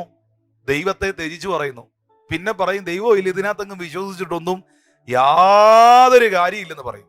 പക്ഷെ ഇന്ന് ഈ സന്ദേശം നിങ്ങൾ കേൾക്കുമ്പോൾ ദുരാഗ്രഹം ഒന്ന് ഒഴിവാക്കി വെച്ചിട്ട്, ദുരാഗ്രഹങ്ങളും നമ്മുടെ അത്യാഗ്രഹങ്ങളും ഒക്കെ ഒന്ന് മാറ്റി വെച്ചിട്ട് ഒന്ന് ശാന്തമായിട്ടൊന്ന് ചിന്തിച്ചേ. അന്നു വേണ്ടതെല്ലാം ഈ കർത്താവ് നിങ്ങൾക്ക് നൽകി തരുന്നില്ലേ? ലോകത്തിലെല്ലാം പലയിടങ്ങളിലും പ്രതിസന്ധികളും ക്ഷാമവും ഞെരുക്കങ്ങളും ഒക്കെ നിൽക്കുന്ന സാഹചര്യങ്ങളുടെ നടുവിലും വാരിക്കൂട്ടാനൊന്നും കൈവശം ലഭ്യമായില്ലെങ്കിലും, സുഹൃത്തെ, സഹോദര, സഹോദരി, മാതാപിതാവെ, ദൈവദാസനെ, പരിശുദ്ധാത്മാവ് ഇന്ന് പകലിൽ തരുന്ന ഈ സന്ദേശത്തിന്റെ മുൻപിൽ കർത്താവ് നിങ്ങളോട് ചോദിക്കുന്നു, എന്തിനെങ്കിലും നിങ്ങൾക്ക് മുട്ടുവന്നോ? എന്തിനെങ്കിലും കർത്താവ് നിങ്ങൾക്ക് കുറവ് വരുത്തിയോ? ശരിക്കും പറഞ്ഞാൽ നമ്മുടെ ദൈവം നമ്മളെ കരുതുന്നവനാണെന്നും നമ്മുടെ ദൈവം നമ്മളെ അത്ഭുതകരമായിട്ട് നടത്തുന്നവനാണെന്നും കാക്ക അയച്ച് പോഷിപ്പിക്കുന്നവനാണെന്നും ഒക്കെ നമ്മൾ പ്രസംഗിച്ചിട്ടുണ്ട് നമ്മളുടെ ഒരുപാട് നന്മകളുടെയൊക്കെ നടുവിൽ. എന്നാൽ ജീവിതത്തിൽ ഞെരുക്കമുണ്ടാകുന്ന, സാമ്പത്തിക ബുദ്ധിമുട്ടുകൾ ഉണ്ടാകുന്ന, അല്പമല്ലാത്ത പ്രതിസന്ധികൾ ഉണ്ടാകുന്ന ഈ കാലഘട്ടത്തിൽ ഒന്ന് ചിന്തിച്ചു നോക്കിയേ. നമ്മൾ അന്ന് കരുതുന്ന ദൈവമാണ്, പരിപാലിക്കുന്ന ദൈവമാണെന്നൊക്കെ നമ്മൾ കേട്ടത് യഥാർത്ഥമായി ഈ ദിവസങ്ങളിൽ നിങ്ങൾ അനുഭവിക്കുന്നില്ലേ? തക്ക സമയത്ത് നിങ്ങൾക്ക് വേണ്ടത് ദൈവം ഒരുക്കി തരുന്നില്ലേ? തക്ക സമയത്ത് കർത്താവ് നിങ്ങളെ കരുതുന്നില്ലേ?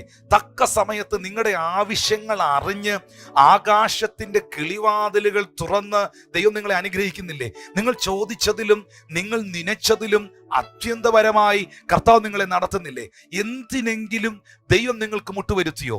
എന്തിനെങ്കിലും കർത്താവ് നിങ്ങൾക്ക് കുറവ് വരുത്തിയോ? ശിഷ്യന്മാരോട് യേശു കർത്താവ് പറഞ്ഞത് എങ്ങനെയാണ്? ഞാൻ നിങ്ങളെ പേഴ്സും വടിയും ഇല്ലാതെ അയച്ചു, സഞ്ചിയും വടിയുമില്ലാതെ ഞാൻ നിങ്ങളെ അയച്ചു. നിങ്ങൾക്ക് എന്തിനെങ്കിലും കുറവുണ്ടായിരുന്നോ? ശിഷ്യന്മാർ പറഞ്ഞു, ഇല്ല കർത്താവേ, ഒന്നിനും കുറവുണ്ടായില്ല.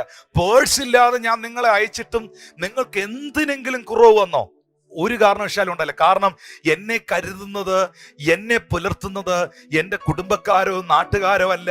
എന്നെ കരുതുന്നത്, എന്നെ പുലർത്തുന്നത്, എന്നെ വഴി നടത്തുന്നത് എന്നെ വിളിച്ച എൻ്റെ കർത്താവാണ്. ഞാൻ ആരുടെ മുഖത്തേക്ക് നോക്കിയോ, ഞാൻ ആരെ ആരാധിക്കുന്നുവോ, ഞാൻ ആരെ വിശ്വസിച്ചിരിക്കുന്നുവോ, ഞാൻ ആരിൽ ആശ്രയിച്ചിരിക്കുന്നുവോ, തങ്കലേകാഗ്രചിത്തന്മാർ ആരെങ്കിലും ഉണ്ടോ എന്ന് കാണുവാൻ തൻ്റെ കണ്ണ് ഭൂമിയിലൊക്കെയും ഊടാടിക്കൊണ്ടിരിക്കുമ്പോൾ അതിന്റെ നടുവിൽ ദൈവസന്നിധി പ്രാർത്ഥിക്കുന്ന ദൈവമക്കളെ നോക്കി കർത്താവ് പറയുന്നു, ദൈവത്തിന്റെ ബലം നിന്റെ ഭവനത്തിൽ, വ്യക്തിപരമായ ജീവിതത്തിൽ, കുടുംബത്തിൽ എൻ്റെ ദൈവം വെളിപ്പെടുത്തും. നമ്മൾ ഇരുളിൽ പ്രകാശിച്ച വെളിച്ചത്തെ കുറിച്ചാണ് വായിക്കുന്നത്. യോഹന്നാന്റെ സുവിശേഷം 8-ാം അധ്യായം 12-ാമത്തെ വാക്യത്തിൽ യേശു പിന്നെയും അവരോട് സംസാരിച്ചു, ഞാൻ ലോകത്തിന്റെ വെളിച്ചമാകുന്നു. വായിക്കാം. എന്നെ അനുഗമിക്കുന്നവൻ ഇരുളിൽ നടക്കാതെ ജീവന്റെ വെളിച്ചമുള്ളവൻ ആകും എന്ന് പറഞ്ഞു. യേശു അവരോട് സംസാരിക്കുമ്പോൾ പറയുന്നു, ഞാൻ ലോകത്തിന്റെ വെളിച്ചമാകുന്നു. എന്നെ അനുഗമിക്കുന്നവൻ ഇരുളിൽ നടക്കാതെ ജീവന്റെ വെളിച്ചം ഉള്ളവൻ ആകും. ഇത് ഒരു സംഭവത്തെ ബേസ് ചെയ്തുകൊണ്ടാണ് കർത്താവ് പറയുന്നത്.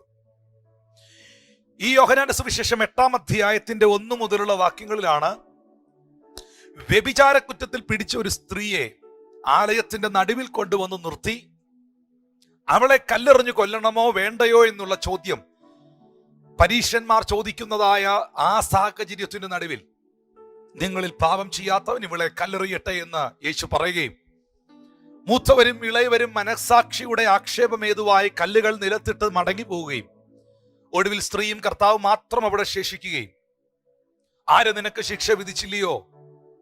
ഇല്ല കർത്താവേ എന്നവൾ പറയുമ്പോൾ, ഞാനും നിനക്ക് ശിക്ഷ വിധിക്കുന്നില്ല, പോകാം, ഇനി നീ പാപം ചെയ്യരുത് എന്ന് പറഞ്ഞ ആ സംഭവം കഴിഞ്ഞിട്ട് അത് അവസാനിക്കുന്നത് 10-11 വാക്യങ്ങളിലാണ്. 8-ാം അധ്യായത്തിന്റെ 12-ാമത്തെ വാക്യത്തിൽ നമുക്ക് കാണാൻ കഴിയുന്നു, യേശു കർത്താവ് ആ സമൂഹത്തെ നോക്കിയിട്ട് പറയുന്നു, ഞാൻ ലോകത്തിന്റെ വെളിച്ചമാകുന്നു, എന്നെ അനുഗമിക്കുന്നവൻ ഇരുളിൽ നടക്കില്ല. അപ്പോൾ ഇരുളിൽ ജീവിച്ച ഒരു സഹോദരി അവിടെ നിപ്പുണ്ട്. ഇരുട്ടിന്റെ അധികാരത്തിൽ പിടിക്കപ്പെട്ട് പാപജീവിതം നയിച്ച ഒരു വ്യക്തി അവിടെ നിപ്പുണ്ട്. ആ വ്യക്തിക്ക് കംപ്ലീറ്റ് ആയിട്ടൊരു ഫ്രീഡം, അവളുടെ പാപത്തിൽ നിന്ന് ഒരു ഫ്രീഡം യേശു അവൾക്ക് കൊടുത്തു. നമുക്കറിയാം, ആ പാപിനിയായ വ്യഭിചാരിണിയായ സ്ത്രീ യേശു കർത്താവിനെ കാണുവാൻ അവൾക്ക് അവസരം ലഭിച്ചു. ഒരുപക്ഷെ അവളെ എറിയുന്നവരോ വിമർശിക്കുന്നവരോ കല്ലുമായിട്ട് ഓടിച്ചവരോ ഒക്കെ ആയിരിക്കാം അവളെ അവിടെ കൊണ്ടുവന്നത്. പക്ഷെ എന്നാലും അവൾക്ക് കർത്താവിനെ കാണാൻ പറ്റി. യേശുവിന്റെ അടുക്കൽ വന്ന് യേശുവിനോട് സംസാരിച്ചിട്ട് മടങ്ങിപ്പോകുന്ന സ്ത്രീക്ക് എന്ത് ലഭിച്ചു എന്നൊരു ചോദ്യമുണ്ട്. പലരും പറയുന്നു, നീ കർത്താവിനെ ആരാധിച്ചിട്ട് നിനക്ക് എന്ത് ലഭിച്ചു? നീ ദൈവത്തിൽ വിശ്വസിച്ചിട്ട് നിനക്ക് എന്ത് കിട്ടി? മനുഷ്യൻ ചിന്തിക്കുന്നത് നിനക്ക് വീട് കിട്ടിയോ, കാറ് കിട്ടിയോ, വസ്തു കിട്ടിയോ, പണം കിട്ടിയോ എന്നൊക്കെയുള്ള, പിള്ളേരുടെ കല്യാണം നടന്നു, അത് നടന്നു, ഇത് നടന്നു. ഇപ്പോഴും സ്റ്റിൽ ആ പ്രശ്നങ്ങളിൽ തന്നെയാണല്ലോ നിങ്ങൾ തുടരുന്നത്. നിങ്ങളുടെ സിറ്റുവേഷൻ ഒന്നും മാറിയിട്ടില്ലല്ലോ, വീടിന്റെ വലിപ്പമൊന്നും കൂടിയിട്ടില്ലല്ലോ, വണ്ടിയുടെ കളറൊന്നും ചേഞ്ച് ആയിട്ടില്ലല്ലോ, അല്ലെങ്കിൽ നിങ്ങൾക്ക് ആ വസ്തുക്കളൊന്നും ലഭിച്ചില്ലല്ലോ, അല്ലെങ്കിൽ നിന്റെ മോളുടെ കല്യാണം ഒന്നും നടന്നില്ലല്ലോ, ആ അഡ്മിഷൻ ഒന്നും കിട്ടിയില്ലല്ലോ. പിന്നെ നിനക്ക് എന്താണ് ഈ പ്രാർത്ഥിക്കാൻ പോയിട്ട് കിട്ടിയത്, ദൈവത്തെ അറിഞ്ഞിട്ട് കിട്ടിയത് എന്ന് ചോദിക്കുന്ന ഒരു സമൂഹത്തോട് ഈ ഭാഗത്തിൽ നിന്ന് ഞാൻ ചോദിക്കട്ടെ, പാപിനിയായ സ്ത്രീ യേശുവിന്റെ അടുക്കൽ വന്ന് സാക്ഷാൽ യേശു ക്രിസ്തുവിന്റെ മുമ്പിൽ വന്ന് പരസ്പരം സംസാരിച്ച് അവൾ തിരിച്ചു മടങ്ങിപ്പോകുന്ന സാഹചര്യത്തിൽ അവൾക്ക് എന്ത് ലഭിച്ചു? അവൾ യേശു കർത്താവിന്റെ അടുക്കൽ വന്നപ്പോൾ ഒരു സൈക്കിളുമായിട്ട് വന്ന് തിരിച്ചു പോയപ്പോൾ ഒരു കാറുമായിട്ടാണോ പോയത്? അതോ കുറച്ച് വീടിന്റെ താക്കോലുകളും വസ്തുവിന്റെ പ്രമാണങ്ങളുമായിട്ടാണോ അവൾ പോയത്? അതോ നിന്റെ 15 തലമുറയ്ക്കുള്ളത് ഇതാ ഞാൻ തന്നുവിടുന്നു എന്ന് പറഞ്ഞാണോ പോയത്? ഒരിക്കലുമല്ല. അവൾക്ക് ലഭിച്ചത് ഈ ലോകത്തിലെ ഒരു മനുഷ്യർക്കും കൊടുക്കുവാൻ കഴിയാത്ത ഒന്നാണ്. അത് പാപവിമോചനമാണ്, അത് നിത്യജീവനാണ്. ബാക്കിയെല്ലാം ലോകത്തിലെ മനുഷ്യർക്ക് നിങ്ങൾക്ക് തരുവാൻ കഴിയും, ബാക്കിയെല്ലാം ലോക മനുഷ്യർക്ക് നിങ്ങളിൽ ഓഫർ ചെയ്യാൻ കഴിയും. പക്ഷെ മനുഷ്യർക്ക് നിങ്ങൾക്ക് തരുവാൻ കഴിയാത്ത, ലോകത്തിന് നിങ്ങൾക്ക് തരുവാൻ കഴിയാത്ത പാപത്തിന്റെ വിമോചനം, നിത്യജീവൻ യേശു ക്രിസ്തുവിൽ ലഭ്യമാണ്. ഇന്ന് ഈ സന്ദേശം കാണുമ്പോൾ ഞാൻ എൻ്റെ കർത്താവിൽ വിശ്വസിച്ചതിനാൽ, ഞാൻ എൻ്റെ യേശുവിൽ വന്നതിനാൽ എൻ്റെ ജന്മ കർമ്മ പാപങ്ങളെ അവൻ്റെ പരിശുദ്ധ രക്തം വിമോചിപ്പിച്ച് എൻ്റെ യേശുവിലൂടെ എനിക്ക് നിത്യജീവൻ ഉണ്ടായി എന്ന് വിശ്വസിക്കുന്നവർ ആ കൈകളെ ഉയർത്തി ദൈവത്തിന് സ്തോത്രം ചെയ്യും. അതാണ് ക്രിസ്തീയ ജീവിതത്തിന്റെ ഏറ്റവും വലിയ പ്രത്യാശ. അതുകൊണ്ടാണ് യോഹന്നാന്റെ ലേഖനത്തിൽ യോഹന്നാൻ പറയുന്നത്, ദൈവം നമുക്ക് നൽകുന്ന വാഗ്ദത്തമോ നിത്യജീവൻ തന്നെ. Hallelujah, praise God. ഈ ഒരു സംഭവത്തോടുള്ള ബന്ധത്തിലാണ് യേശു കർത്താവ് പറഞ്ഞത്, ഞാൻ ലോകത്തിന്റെ വെളിച്ചമാകുന്നു, എന്നെ അനുഗമിക്കുന്നവൻ ഇരുളിൽ നടക്കാതെ ജീവന്റെ വെളിച്ചമുള്ളവരാകും. ഹല്ലേലൂയ. കർത്താവിനെ അനുഗമിക്കുന്നവരാരും ആ വെളിച്ചം ആരിൽ വന്നിട്ടുണ്ടോ പിന്നെ അവർക്ക് ഇരുട്ടിൽ വസിക്കാൻ പറ്റത്തില്ല. അപ്പോസ്തലപ്രവൃത്തികൾ 9:3 പൗലോസ് അപ്പോസ്തലൻ ആ നിലയിൽ ഒരു സാക്ഷ്യം പറയുന്നു. പൗലോസ് പറയുന്നത് ഇങ്ങനെയാണ്, ഒരു വെളിച്ചം എന്റെ ചുറ്റും മിന്നി. ആ ഒരു മൂവ്മെന്റ് അപ്പോസ്തലപ്രവൃത്തി 9:3 വാക്യം ഒന്ന് വായിച്ചേ. അവൻ പ്രയാണം ചെയ്ത് ദമസ്കോസിനെ സമീപിച്ചപ്പോൾ പെട്ടെന്ന് ആകാശത്തുനിന്ന് ഒരു വെളിച്ചം അവന്റെ ചുറ്റും മിന്നി. അവൻ നിലത്തു വീണു. ശൗലേ ശൗലേ, നീ എന്നെ ഉപദ്രവിക്കുന്നത് എന്ത് എന്ന് തന്നോട് പറയുന്ന ഒരു ശബ്ദം കേട്ടു. ആ 3 വാക്യത്തിനകത്ത് കാണപ്പെടുന്നതായ സംഭവം, ആകാശത്ത് നിന്ന് വെളിപ്പെട്ട വെളിച്ചം അവന്റെ ചുറ്റും മിന്നി. ശൗലായവൻ, സഭയെ മുടിച്ച് ഉപദ്രവിച്ചു കൊണ്ടിരുന്നവൻ, സ്തേഫാനോസിനെ കല്ലെറിഞ്ഞു കൊല്ലുവാൻ കൂട്ടുനിന്നവൻ, അവരുടെ വസ്ത്രം സൂക്ഷിപ്പുകാരൻ, ആ മനുഷ്യൻ വാസ്തവമായി ഇതാ ആ വെളിച്ചത്താൽ, ക്രിസ്തുവാകുന്ന വെളിച്ചത്താൽ പിടിക്കപ്പെടുന്നു. ഞാൻ ചോദിക്കട്ടെ, ആ ഒരു വെളിച്ചം ശൗലെന്ന് പറയുന്ന മനുഷ്യന്റെ ചുറ്റും മിന്നിയതിന് ശേഷം അത് കഴിഞ്ഞ് ആ മനുഷ്യൻ പഴയ അവസ്ഥയിലായിരുന്നുവോ? ഒരിക്കലുമല്ല. ശൗൽ അവിടെ പൗലോസായി രൂപാന്തരപ്പെടുകയാണ്. അതുകൊണ്ടാണ് യേശു കർത്താവ് പറഞ്ഞത്, ഞാൻ ലോകത്തിന്റെ വെളിച്ചമാകുന്നു, എന്നെ അനുഗമിക്കുന്നവർ ഇരുളിൽ നടക്കാതെ ജീവന്റെ വെളിച്ചത്തിൽ നടക്കുന്നവരായി തീരും. യേശു ക്രിസ്തുവാകുന്ന വെളിച്ചം നിങ്ങളിൽ വന്നിട്ടുണ്ടെങ്കിൽ, നിങ്ങളുടെ കുടുംബത്തിൽ വന്നിട്ടുണ്ടെങ്കിൽ, you will never be the same again. നിങ്ങൾ ഒരിക്കലും പഴയ നിലയിലായിരിക്കത്തില്ല, പഴയ അവസ്ഥയിലായിരിക്കത്തില്ല. എല്ലാ മേഖലകളിലും, ആത്മീകമായും ആരോഗ്യപരമായും സാമ്പത്തികപരമായും എല്ലാ മേഖലകളിലും നിങ്ങൾക്ക് അഭിവൃദ്ധി തരുവാൻ, നിങ്ങളെ അനുഗ്രഹിക്കുവാൻ യേശു വിശ്വസ്തനായ ദൈവമാണ്. ഞാൻ അത് തെളിയിക്കുന്ന ഒരു ഭാഗം എഫെസ്യർക്ക് എഴുതിയ ലേഖനം 5-ാം അധ്യായത്തിന്റെ 8 മുതലുള്ള വാക്യങ്ങൾ കർത്താവിന്റെ ദാസൻ ദയവായിട്ടൊന്ന് വായിച്ചേ. അതിനുശേഷം ഇന്നത്തെ ആ വാക്യത്തിന്റെ പ്രധാന ഭാഗങ്ങളിലേക്ക് നമ്മൾ വരും. യെസ്. മുമ്പേ നിങ്ങൾ ഇരുളായിരുന്നു, ഇപ്പോഴോ കർത്താവിൽ വെളിച്ചമാകുന്നു. നമ്മൾ ഇത് സമ്മതിക്കുന്നുണ്ടോ? കർത്താവെ, ഞാൻ നേരത്തെ ഇരുട്ടിലായിരുന്നു, പക്ഷെ ഇപ്പോഴോ കർത്താവിൽ ഞാൻ വെളിച്ചമാകുന്നു. വായിക്കാം. കർത്താവിന് പ്രസാദമായത് എന്തെന്ന് പരിശോധിച്ചുകൊണ്ട് വെളിച്ചത്തിലുള്ളവരായി നടന്നുകൊള്ളുവീൻ. കർത്താവിന് പ്രസാദമുള്ളത് എന്ത് എന്ന് പരിശോധിച്ചുകൊണ്ട് വെളിച്ചത്തിലുള്ളവരായി നിന്നുകൊള്ളുവിൻ അല്ലെങ്കിൽ നടന്നുകൊള്ളുവിൻ. ആ വാക്യം വളരെ ശ്രദ്ധേയമാണ് പ്രിയപ്പെട്ടവരെ. മുൻപേ ഞാൻ ഇരുട്ടായിരുന്നു, പക്ഷെ ഇപ്പോ യേശുക്രിസ്തു ആകുന്ന വെളിച്ചത്താൽ ഞാൻ വിടുതൽ പ്രാപിച്ചു. I am walking in the light. ആ പ്രകാശത്തിൽ ആണ് ഞാൻ നടക്കുന്നത്. എന്തിനു വേണ്ടി? കർത്താവിന് പ്രസാദമായത് എന്തെന്ന് പരിശോധിച്ചുകൊണ്ട് വെളിച്ചത്തിലുള്ളവരായി നടന്നുകൊള്ളുവാൻ. എന്നെ ഇരുട്ടിൽ നിന്ന് വെളിച്ചത്തിലേക്ക് കൊണ്ടുവന്നത്, എന്നെ അധാർമികതമായ ജീവിതത്തിൽ നിന്നും ധാർമ്മിക ബോധ്യത്തിലേക്ക് പരിശുദ്ധാത്മാവ് നയിച്ചത്, അസന്മാർഗികമായ ജീവിതത്തിൽ നിന്ന് എന്നെ വിടുവിച്ചത്, എന്റെ പാപത്തെ വിമോചിപ്പിച്ചത് പിന്നെയും അതിൽ തുടരാനല്ല. കർത്താവിന് പ്രസാദമായത്, ദൈവ ഇഷ്ടം എന്ത് എന്നുള്ളത് പരിശോധിച്ചുകൊണ്ട് വെളിച്ചത്തിലുള്ളവരായി നടന്നുകൊള്ളുവാൻ, ജീവിക്കുവാൻ വേണ്ടിയിട്ടാണ് എന്റെ കർത്താവ് എന്നെ വെളിച്ചത്തിലേക്ക് കൊണ്ടുവന്നത്. 10ാമത്തെ വാക്യം ഒന്ന് ശ്രദ്ധിക്കുക. 11, 13 ഇമ്പോർട്ടന്റ് ആണ്. സകല സൽഗുണവും നീതിയും സത്യവുമല്ലോ വെളിച്ചത്തിന്റെ ഫലം. 11ാം വാക്യം ശ്രദ്ധിക്കണമേ. ഇരുട്ടിന്റെ നിഷ്ഫല പ്രവർത്തികളിൽ കൂട്ടാളികളാകരുത്. ഇരുട്ട്, പാപം എന്ന് പറയുന്ന ആ നിഷ്ഫല പ്രവൃത്തി, പ്രയോജനമില്ലാത്ത കാര്യം. എബ്രായർക്കെഴുതിയ ലേഖനത്തിൽ പാപത്തെക്കുറിച്ച് കൊടുത്തിരിക്കുന്ന ഒരു പദം, പാപത്തിന്റെ താൽക്കാലിക ഭോഗങ്ങളെക്കാൾ ദൈവജനത്തോടുകൂടെ കഷ്ടമനുഭവിക്കുന്ന, നിന്ന അനുഭവിക്കുന്നത് മോശ വലിയ ധനമായി കണ്ടു എന്നാണ്. അപ്പോൾ പാപമെന്ന് പറയുന്നതിന് അല്പസമയത്തെ സുഖമേ ഉള്ളൂ, ഒരല്പനേരത്തെ സന്തോഷമേ ഉള്ളൂ. പക്ഷെ അതൊരു ജീവിതത്തെ മുഴുവൻ തകർക്കുകയാണ്. നിന്റെ ആത്മാവിനെ അത് നരകത്തിൽ നിബന്ധിക്കുവാനായി പ്രേരിപ്പിക്കുകയാണ്. അപ്പോൾ ഇരുട്ടിന്റെ നിഷ്ഫല പ്രവർത്തികളിൽ, പ്രയോജനമില്ലാത്ത പ്രവർത്തികളിൽ, കണ്ണുകൊണ്ടാണെങ്കിലും ചെവി കൊണ്ടാണെങ്കിലും കരങ്ങൾ കൊണ്ടാണെങ്കിലും അവയവങ്ങൾ കൊണ്ടാണെങ്കിലും വാക്കുകൾ കൊണ്ടാണെങ്കിലും ചിന്തകൾ കൊണ്ടാണെങ്കിലും പ്രവർത്തികൾ കൊണ്ടാണെങ്കിലും ഇരുട്ടിന്റെ ആ നിഷ്ഫല പ്രവർത്തികളിൽ, അൺഫ്രൂട്ട്ഫുൾ വർക്കുകളിൽ, ആ ഡാർക്ക്നെസ്സിൽ നിങ്ങൾ എന്ത് ചെയ്യരുത്? കൂട്ടാളികളാകരുത്. അവയെ ശാസിക്കുക അത്രേ വേണ്ടത്.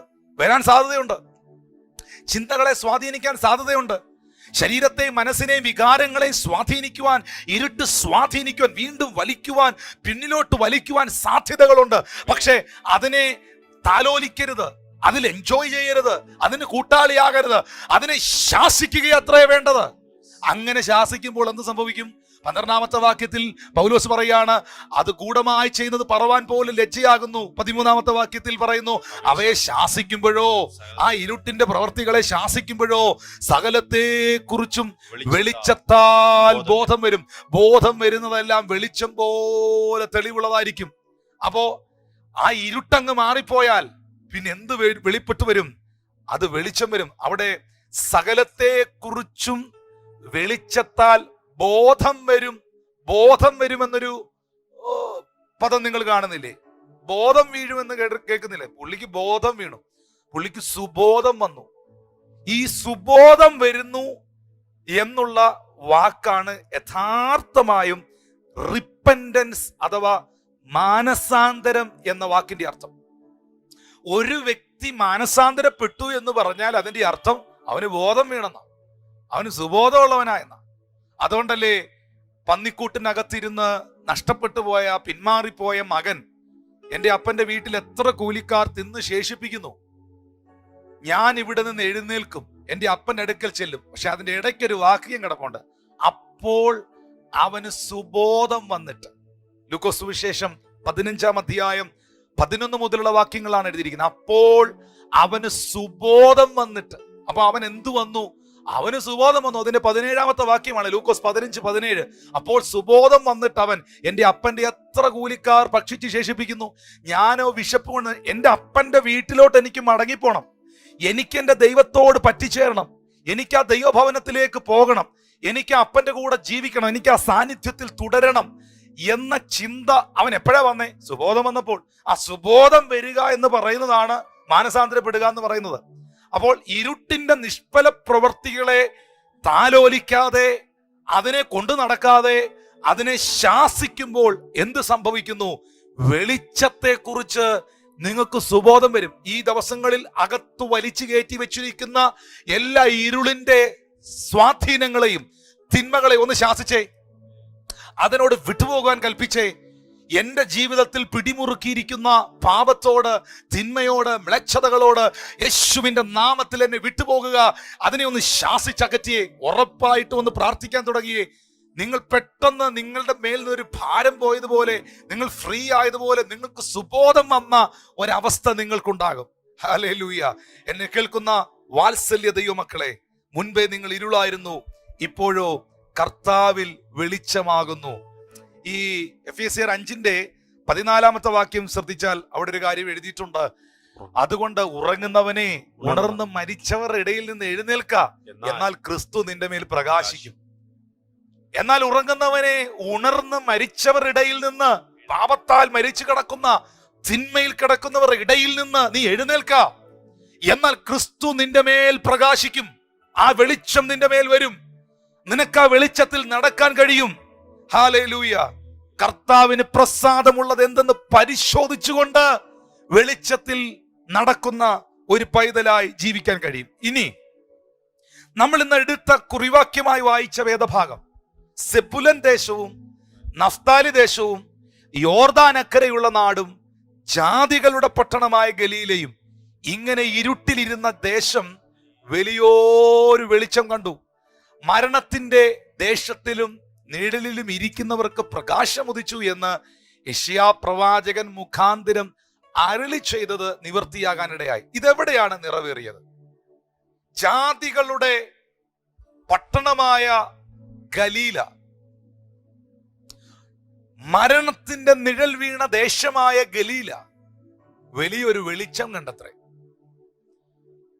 ഇത് നമുക്ക് കാണാൻ കഴിയുന്നത് യേശുക്രിസ്തുവിന്റെ പരസ്യ ശുശ്രൂഷയിലാണ്.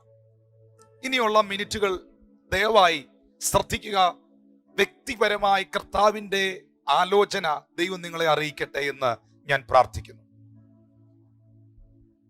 ദൈവപ്രവർത്തികൾക്ക് സാധ്യതയില്ലാത്ത ഗലീല, ഇവിടെ എഴുതിയിരിക്കുന്നു ജാതികളുടെ ഗലീല, മരണത്തിന്റെ നിഴൽ വീണ ദേശം, ദൈവപ്രവർത്തികൾ അസ്തമിച്ചു പോയ സ്ഥലം. നമ്മുടെ കർത്താവായ യേശുക്രിസ്തു യോർദാന്റെ നദിയിൽ 30-ാമത്തെ വയസ്സിൽ യോഹന്നാന്റെ കൈക്കീഴിൽ സ്നാനപ്പെട്ടു. 40 രാവും 40 പകലും ഉപവസിച്ച് ആത്മാവിന്റെ ശക്തിയോടെ ആദ്യം എവിടേക്കാണ് പോയത്?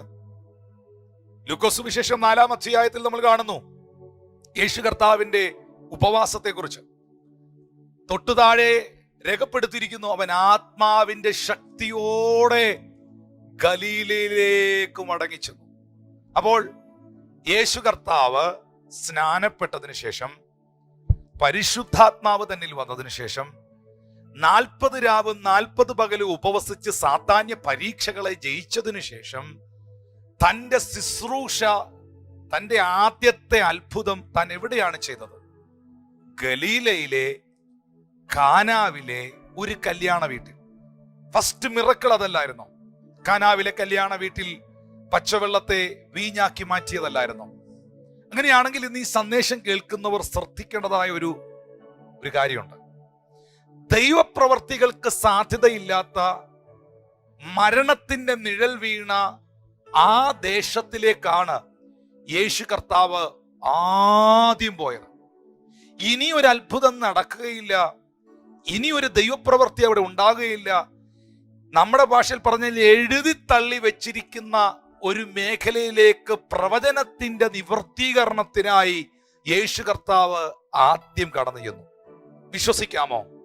ദൈവപ്രവർത്തിക്ക് സാധ്യതയില്ലെന്ന് എഴുതി നിർണയിച്ചു വെച്ചിരിക്കുന്ന, ജാതികളുടെ പട്ടണമെന്ന് വിശേഷിപ്പിച്ചിരിക്കുന്ന, മരണത്തിന്റെ നിഴൽ വീണ ദേശമെന്ന് എല്ലാവരും വ്യക്തമാക്കിയിരിക്കുന്ന മേഖലയിൽ എന്റെ കർത്താവ് ആദ്യത്തെ അത്ഭുതം അവിടെ ചെയ്യുമെന്ന് എത്ര പേർക്ക് വിശ്വസിക്കാൻ കഴിയും? എന്റെ ജീവിതത്തിലെല്ലാം അസ്തമിച്ച അവസ്ഥയിൽ ഞാൻ ജീവിക്കുമ്പോൾ, എനിക്ക് മുൻപോട്ട് പോകുവാൻ കഴിയാത്ത സാഹചര്യങ്ങൾ വെളിപ്പെട്ട് നിൽക്കുമ്പോൾ, ആദ്യത്തെ ഒരു ദൈവപ്രവൃത്തി എന്റെ വീട്ടിൽ നടക്കും, എന്നിലുണ്ടാകുമെന്ന് വിശ്വസിക്കുന്നവർക്കായി ഞാൻ ദൈവത്തിന് സ്തോത്രം ചെയ്യുന്നു. ഈ സന്ദേശം നിങ്ങൾ കേട്ടോണ്ടിരിക്കുമ്പോൾ ജാതികളുടെ പട്ടണമായ ഗലീലയെ മറന്നു കളയാതെ, ഇരുളിലിരുന്ന ദേശത്തെ മറന്നു കളയാതെ, ഇരുട്ടിലിരിക്കുന്ന ജനം വലിയൊരു വെളിച്ചം കണ്ടു എന്ന പ്രവചനത്തിന്റെ നിവർത്തീകരണത്തിനായി യേശു കർത്താവ് മറ്റൊരു സ്ഥലത്തേക്കും ആദ്യം പോകാതെ ആദ്യം ഗലീലയിൽ തന്നെ ചെന്ന് ഒരത്ഭുതം ചെയ്തുവെങ്കിൽ ഇന്ന് രാത്രി മനുഷ്യൻ എഴുതി തള്ളിയ നിന്റെ ജീവിതത്തെ ഒരത്ഭുതമാക്കുവാൻ കർത്താവിന് കഴിയും. എല്ലാവരും ഉപേക്ഷിക്കപ്പെട്ട ഭാവിയെക്കുറിച്ച് യാതൊരു സന്തോഷമില്ലാതെ ആശങ്കകൾ നിറഞ്ഞ ജീവിത സാഹചര്യത്തിന്റെ നടുവിൽ ഒരത്ഭുതമാക്കി നിങ്ങളെ മാറ്റുവാൻ കർത്താവിന് കഴിയും. ഞാൻ ഉറപ്പായും അത് വിശ്വസിക്കുന്നവർക്കായി ഞാൻ ദൈവത്തിന് നന്ദിയോടെ സ്തോത്രം ചെയ്യുന്നു. കാരണം തിരുവെഴുത്ത് പഠിക്കുമ്പോൾ എവിടെയൊക്കെ അസാധ്യതകൾ നാം കാണുന്നോ അവിടെയെല്ലാം അതിനെ സാധ്യമാക്കി തീർക്കുന്ന ഒരു ദൈവമുണ്ട്. ഭൂമി പാഴമായിരുന്നു, ശൂന്യമായിരുന്നു, ആഴത്തിൽ ഇരുളായിരുന്നു. എന്നാൽ ഇരുളായിരുന്നെങ്കിലും പാഴായിരുന്നെങ്കിലും ശൂന്യമായിരുന്നെങ്കിലും വെള്ളത്തിനു മീതെ ദൈവത്തിന്റെ ആത്മാവ് പരിവർത്തിച്ചു. ഇരുട്ടിന്റെ മുകളിൽ, പാഴായ അവസ്ഥയുടെ മുകളിൽ, ശൂന്യതയുടെ മുകളിൽ, ആരും തിരിഞ്ഞു നോക്കാത്ത മേഖലകളിൽ പ്രവർത്തിക്കുന്ന ഒരു ദൈവമുണ്ട്. ഇന്ന് ഈ സന്ദേശം നിങ്ങൾ കേട്ടോണ്ടിരിക്കുമ്പോൾ എല്ലാം അസ്തമിച്ചു എന്ന ഒരു ചിന്തയിലാണ് നിങ്ങൾ എന്നെ ശ്രദ്ധിക്കുന്നതെങ്കിൽ സുഹൃത്തെ, തീർന്നിട്ടില്ല. സഹോദര, സഹോദരി, മാതാവേ, പിതാവേ, ദൈവദാസനെ, കഴിഞ്ഞിട്ടില്ല. നിന്റെ ജീവിതത്തിൽ പുതിയ ഒരു അധ്യായം ഓപ്പൺ ആക്കുവാൻ, ഒരു പുതിയ അധ്യായം തുറക്കുവാൻ, ഒരു പുതിയ ചാപ്റ്റർ തുറക്കുവാൻ കഴിവുള്ള ഒരു ദൈവം ഇന്ന് പകലിൽ ജീവിക്കുന്നു എന്നുള്ളത് വിശ്വസിക്കുക. ജാതികളുടെ പട്ടണമായ ഗലീലയിൽ തന്നെ യേശു ആദ്യം കടന്നു ചെന്നു. ദൈവപ്രവർത്തികൾക്ക് സാധ്യതയില്ലാത്ത സ്ഥലത്ത് തന്നെ ആദ്യത്തെ അത്ഭുതം ചെയ്തു. ഫസ്റ്റ് മിറക്കിൾ അവിടെ നടത്തി. ഒന്ന് വായിക്കാമോ യോഹന്നാന്റെ സുവിശേഷം 2-ാം അധ്യായം 1 മുതലുള്ള വാക്യങ്ങൾ. 3-ാം നാൾ ഗലീലയിലെ കാനാവിൽ ഒരു കല്യാണമുണ്ടായി. യേശുവിന്റെ അമ്മ അവിടെ ഉണ്ടായിരുന്നു. യേശുവിനെയും ശിഷ്യന്മാരെയും കല്യാണത്തിന് ക്ഷണിച്ചിരുന്നു. വീഞ്ഞ് പോരാതെ വരികയാൽ യേശുവിന്റെ അമ്മ അവനോട്, അവർക്ക് വീഞ്ഞില്ല എന്ന് പറഞ്ഞു. യേശു അവളോട്, സ്ത്രീയെ, എനിക്കും നിനക്കും തമ്മിൽ എന്ത്? എന്റെ നാഴിക ഇതുവരെ വന്നിട്ടില്ല എന്ന് പറഞ്ഞു. അവന്റെ അമ്മ ശുശ്രൂഷക്കാരോട്, അവൻ നിങ്ങളോട് എന്തെങ്കിലും കൽപ്പിച്ചാൽ അത് ചെയ്യുവീൻ എന്ന് പറഞ്ഞു. അവിടെ യഹൂദന്മാരുടെ ശുദ്ധീകരണ നിയമം അനുസരിച്ച് 2-3 പറ വീതം കൊള്ളുന്ന 6 കൽപാത്രങ്ങൾ ഉണ്ടായിരുന്നു. യേശു അവരോട്, ഈ കൽപാത്രങ്ങളിൽ വെള്ളം നിറപ്പീൻ എന്ന് പറഞ്ഞു. അവർ വക്കോളം നിറച്ചു. ഇപ്പോൾ കോരി വിരുന്നുവാഴിക്ക് കൊണ്ടുപോയി കൊടുപ്പീൻ എന്ന് അവൻ പറഞ്ഞു. അവർ കൊണ്ടുപോയി കൊടുത്തു. അത് എവിടെ നിന്ന് എന്ന് വെള്ളം കോരിയ ശുശ്രൂഷക്കാരല്ലാതെ വിരുന്നുവാഴി അറിഞ്ഞില്ല. വീഞ്ഞായി തീർന്ന വെള്ളം വിരുന്നുവാഴി രുചി നോക്കിയാറെ മണവാളനെ വിളിച്ചു. എല്ലാവരും ആദ്യം നല്ല വീഞ്ഞും ലഹരി പിടിച്ച ശേഷം എളുപ്പമായത് കൊടുക്കുമാറുണ്ട്. നീ നല്ല വീഞ്ഞ് ഇതുവരെ സൂക്ഷിച്ചു വെച്ചുവല്ലോ എന്ന് അവനോട് പറഞ്ഞു. യേശു ഇതിനെ അടയാളങ്ങളുടെ ആരംഭമായി ഗലീലയിലെ കാനാവിൽ വെച്ച് ചെയ്ത് തന്റെ മഹത്വം വെളിപ്പെടുത്തി. യേശു ഇതിനെ അടയാളങ്ങളുടെ ആരംഭമായി ഗലീലയിലെ കാനാവിൽ, ഗലീലയിൽ ജാതികളുടെ പട്ടണമായ, മരണത്തിന്റെ നിഴൽ വീണ ദേശമായ ഗലീലയിലെ കാനാവിൽ വെച്ച് ചെയ്ത് തന്റെ മഹത്വം യേശു കർത്താവ് അവിടെ വെളിപ്പെടുത്തി. ഇന്ന് ഈ സന്ദേശം നിങ്ങൾ കേൾക്കുമ്പോൾ ഈ ഭാഗം ശ്രദ്ധിക്കേണ്ടത് വളരെ ആവശ്യമാണ്. ദൈവപ്രവർത്തികൾക്ക് സാധ്യതയില്ലാത്ത മരണത്തിന്റെ നിഴൽ വീണ ദേശത്തിൽ ആദ്യത്തെ മിറക്കിൾ, ഫസ്റ്റ് മിറക്കിൾ യേശു കർത്താവ് ചെയ്തെങ്കിൽ, ഒരടഞ്ഞ അധ്യായമായ, ഒരടഞ്ഞ ചാപ്റ്ററായ നിന്റെ ലൈഫിനെ ഓപ്പൺ ആക്കുവാൻ, ഫസ്റ്റ് മിറക്കിൾ, ആദ്യത്തെ അത്ഭുതം നിന്നിൽ ചെയ്ത് നിന്റെ ജീവിതത്തിൽ, കുടുംബത്തിൽ, വ്യക്തിപരമായ ലൈഫിൽ ദൈവമഹത്വത്തെ വെളിപ്പെടുത്തുവാൻ ദൈവത്തിന് കഴിയും. അത് വിശ്വസിക്കുന്നവർക്കായി സ്തോത്രം. സർവോപരി വർഷങ്ങൾ കാലങ്ങൾക്ക് മുൻപ് യെശയ്യാവിന്റെ പ്രവചന പുസ്തകം 9-ാം അധ്യായത്തിൽ കണ്ടതായ പ്രവചനങ്ങൾ ആയിരക്കണക്കിന് വർഷങ്ങൾക്ക് ശേഷം ക്രിസ്തുവിലൂടെ നിവർത്തീകരിക്കപ്പെടുന്ന ഒരു പശ്ചാത്തലമാണ് യോഹന്നാന്റെ സുവിശേഷം 2-ാം അധ്യായം. എന്നെ കേൾക്കുന്ന വാത്സല്യ സഹോദരങ്ങളെ, കാലം എത്ര കഴിഞ്ഞാലും, വർഷങ്ങൾ എത്ര പിന്നിട്ടാലും, നമുക്കൊത്തിരി ഓർമ്മക്കുറവുകൾ ഉണ്ടെങ്കിലും, മറവി നമ്മളെ വേട്ടയാടുന്നുണ്ടെങ്കിലും, ഒരിക്കലും ദൈവം പറഞ്ഞ, നിങ്ങളോട്, സഭയോട് വ്യക്തിപരമായി പറഞ്ഞ വാഗ്ദത്വങ്ങൾ അവനൊരിക്കലും മറക്കില്ല. അവനൊരിക്കലും അതിനെ റിജക്റ്റ് ചെയ്യില്ല. അവന്റെ ആലോചന നിവർത്തിയാകും. അവൻ പ്രവർത്തിക്കും. ആർക്കും അത് തടയുവാനോ തടുക്കുവാനോ കഴിയുകയില്ല. ഗലീലയിലെ കാനാവിൽ ഒരു കല്യാണം ഉണ്ടായി. യേശു കർത്താവിന്റെ അമ്മ അവിടെ ഉണ്ടായിരുന്നു. അടുത്ത വാക്ക് വളരെ ശ്രദ്ധേയമാണ്. യേശുവിനെയും ശിഷ്യന്മാരെയും കല്യാണത്തിന് ക്ഷണിച്ചിരുന്നു. അതിന്റെ കാര്യം, യേശുവിൻ്റെ ഒരു പ്രത്യേകതയാണത്. യഹൂദന്മാരുടെ 7 ദിവസത്തോളം നീണ്ടു നിൽക്കുന്ന വിവാഹ ചടങ്ങുകളുടെ 3-ാമത്തെ ദിവസമാണ് യേശു ക്രിസ്തു ആ ഭവനത്തിലേക്ക് ചെല്ലുന്നത്. 3-ാമത്തെ നാൾ. ഈ 3-ാം നാൾ എന്നുള്ളതിന് ഒത്തിരി പ്രത്യേകതകളുണ്ട്. വേദപുസ്തകത്തിൽ 3-ാം നാൾ എന്നുള്ളതിന് വളരെ സവിശേഷതകളുണ്ട്. ഞാൻ ആ ഭാഗത്തിൽ തൊടുന്നില്ല. ഒത്തിരി സംഭവങ്ങൾ ആ നിലകളിൽ പ്രസംഗിക്കുവാനും പറയുവാനും ഉണ്ട്. 3-ാമത്തെ ദിവസം യേശു കർത്താവ് ആ വിവാഹ വീട്ടിൽ ചെന്നു. എന്തുകൊണ്ടാണ് കർത്താവ് ചെന്നത്? വ്യക്തമാണ്. യേശുവിനെയും ശിഷ്യന്മാരെയും കല്യാണത്തിന് ക്ഷണിച്ചിരുന്നു. ക്ഷണിക്കാത്തിടത്തെങ്ങും യേശു പോയിട്ടില്ല, പോകാറില്ല. വിശ്വസിക്കാത്തവർക്ക് വേണ്ടി അവൻ പ്രവർത്തിച്ചിട്ടില്ല, അവൻ പ്രവർത്തിക്കാറുമില്ല. ഇന്ന് ഈ സന്ദേശം കേട്ടോണ്ടിരിക്കുമ്പോൾ വിശ്വസിക്കുന്നവർക്ക് വേണ്ടി അവൻ ഇന്നും പ്രവർത്തിക്കുന്നു. കണ്ടാലും ഞാൻ വാതിൽക്കൽ നിന്ന് മുട്ടുന്നു. എന്റെ ശബ്ദം കേട്ട് വാതിൽ തുറന്നു തന്നാൽ ഞാൻ അകത്ത് വരും. ഞാൻ ഒരിക്കലും ഓടിളക്കി വരികയില്ല, ജനല് ചാടി വരികയില്ല, തള്ളി തുറന്നും കുത്തി തുറന്നും ഒന്നും വരികയില്ല, ചവിട്ടിപ്പൊളിച്ചൊന്നും ഞാൻ അകത്തോട്ട് വരികയില്ല. ഞാൻ മുട്ടും. വചനത്തിലൂടെ ഞാൻ ഇന്നും മുട്ടുകയാണ്. വെളിച്ചമാകുന്ന ക്രിസ്തുവിനെ ഒരു ദൈവദാസൻ പ്രസംഗിക്കുന്ന സാഹചര്യത്തിൽ ആ വെളിച്ചം ഇന്നും നിന്റെ വാതിൽക്കൽ മുട്ടുകയാണ്, നിന്റെ ഹൃദയത്തിൽ. ഒരിക്കലും ഞാനായിട്ട് തുറക്കത്തില്ല. ഞാൻ സംസാരിക്കും, ഞാൻ മുട്ടും. തുറക്കേണ്ടത് നീയാണ്. ഞാൻ തള്ളിക്കേറി വരില്ല. ഞാൻ ക്ഷണിക്കുന്നിടത്ത് മാത്രമേ വരികയുള്ളൂ. വിളിച്ചാൽ ഞാൻ വന്നിരിക്കും, വിളിച്ചാൽ ഞാൻ പ്രവർത്തിച്ചിരിക്കും. ദാവീദ് പുത്രാ യേശുവേ, എന്നോട് കരുണ തോന്നണമേ എന്ന് ഒരു കുരുടൻ വിളിച്ചാൽ, എത്ര തിരക്കുണ്ടെങ്കിലും, മുന്നടക്കുന്നവർ മിണ്ടാതിരിക്കാൻ ശാസിച്ചാലും, അവരൊക്കെ ബിസിയാണെങ്കിലും ഞാൻ നിന്നിരിക്കും, ഞാൻ വന്നിരിക്കും, ഞാൻ തൊട്ടിരിക്കും, നിനക്ക് സൗഖ്യം നൽകിയിരിക്കും. അതുകൊണ്ട് വിളിക്കാത്തടത്ത് വരുമെന്നും ക്ഷണിക്കാത്ത ചടങ്ങിൽ പോകുമെന്നും തുറക്കാത്ത വാതിലൂടെ കയറുമെന്നും ചിന്തിക്കരുത്. വേണമെങ്കിൽ ദൈവം പ്രവർത്തിക്കട്ടെ, ഒരിക്കലും അങ്ങനെ പ്രവർത്തിക്കില്ല. സൗഖ്യം ആക്കാമെങ്കിൽ ഞാൻ വിശ്വസിക്കാം, അങ്ങനെ സൗഖ്യം ആക്കില്ല. വിശ്വസിക്കാമെങ്കിൽ സൗഖ്യമാവും. ദൈവം അങ്ങനെ ഒന്ന് പ്രവർത്തിച്ച് കാണിക്കാമെങ്കിൽ ഞാൻ അതങ്ങ് വിശ്വസിക്കാം. കുഞ്ഞ് ഒരിക്കലും ആ പ്രവൃത്തി നടക്കുകയില്ല. കാരണം മത്സരികളുടെ ദൈവമല്ല ഈ ദൈവം, വിശ്വസിക്കുന്നവരുടെ ദൈവമാണ്. പിറുപിറുക്കുന്നവരുടെ ദൈവമല്ല ഈ ദൈവം, ഇത് സ്തുതിക്കുന്നവരുടെ ദൈവമാണ്. ഒറ്റ വാക്കിൽ പറയട്ടെ, ഞാൻ സേവിക്കുന്ന എന്റെ യേശു ഭയങ്കര ഡീസന്റ് ആണ്, എക്സ്ട്രാ ഡീസന്റ് ആണ്. ക്ഷണിക്കുന്നിടത്തേ പോകത്തുള്ളൂ, വിശ്വസിക്കുന്നവർക്ക് വേണ്ടി പ്രവർത്തിക്കത്തുള്ളൂ, തുറന്നു കൊടുക്കുന്ന കഥകിലൂടെ കയറി വരുള്ളൂ, അല്ലാത്തടത്തെങ്ങും വരികയില്ല. ഒരു നല്ലൊരു ഓർഡർ നമുക്കവിടെ കാണാം. യേശുവിനെയും ശിഷ്യന്മാരെയും കല്യാണത്തിന് ക്ഷണിച്ചത് കൊണ്ട് വന്നു, ആ ഭവനത്തിലെത്തി. പ്രിയപ്പെട്ടവരെ, അവിടെ നമുക്ക് കാണാൻ കഴിയുന്നുണ്ട്, വീഞ്ഞ് പോരാതെ വരികയാൽ യേശുവിന്റെ അമ്മ അവനോട് അവർക്ക് വീഞ്ഞില്ല എന്ന് ഉത്തരം പറഞ്ഞു. യേശു കർത്താവ് വന്നതിന്റെ അന്ന് ഗലീലയിൽ ആ കാനാവിൽ ആ കല്യാണ വീട്ടിൽ യേശു വന്നതിന്റെ അന്ന് അവിടെ വിളമ്പിക്കൊണ്ടിരുന്ന വീഞ്ഞ്, സെർവ് ചെയ്തുകൊണ്ടിരുന്ന മുന്തിരിച്ചാറ് തീർന്നുപോയി.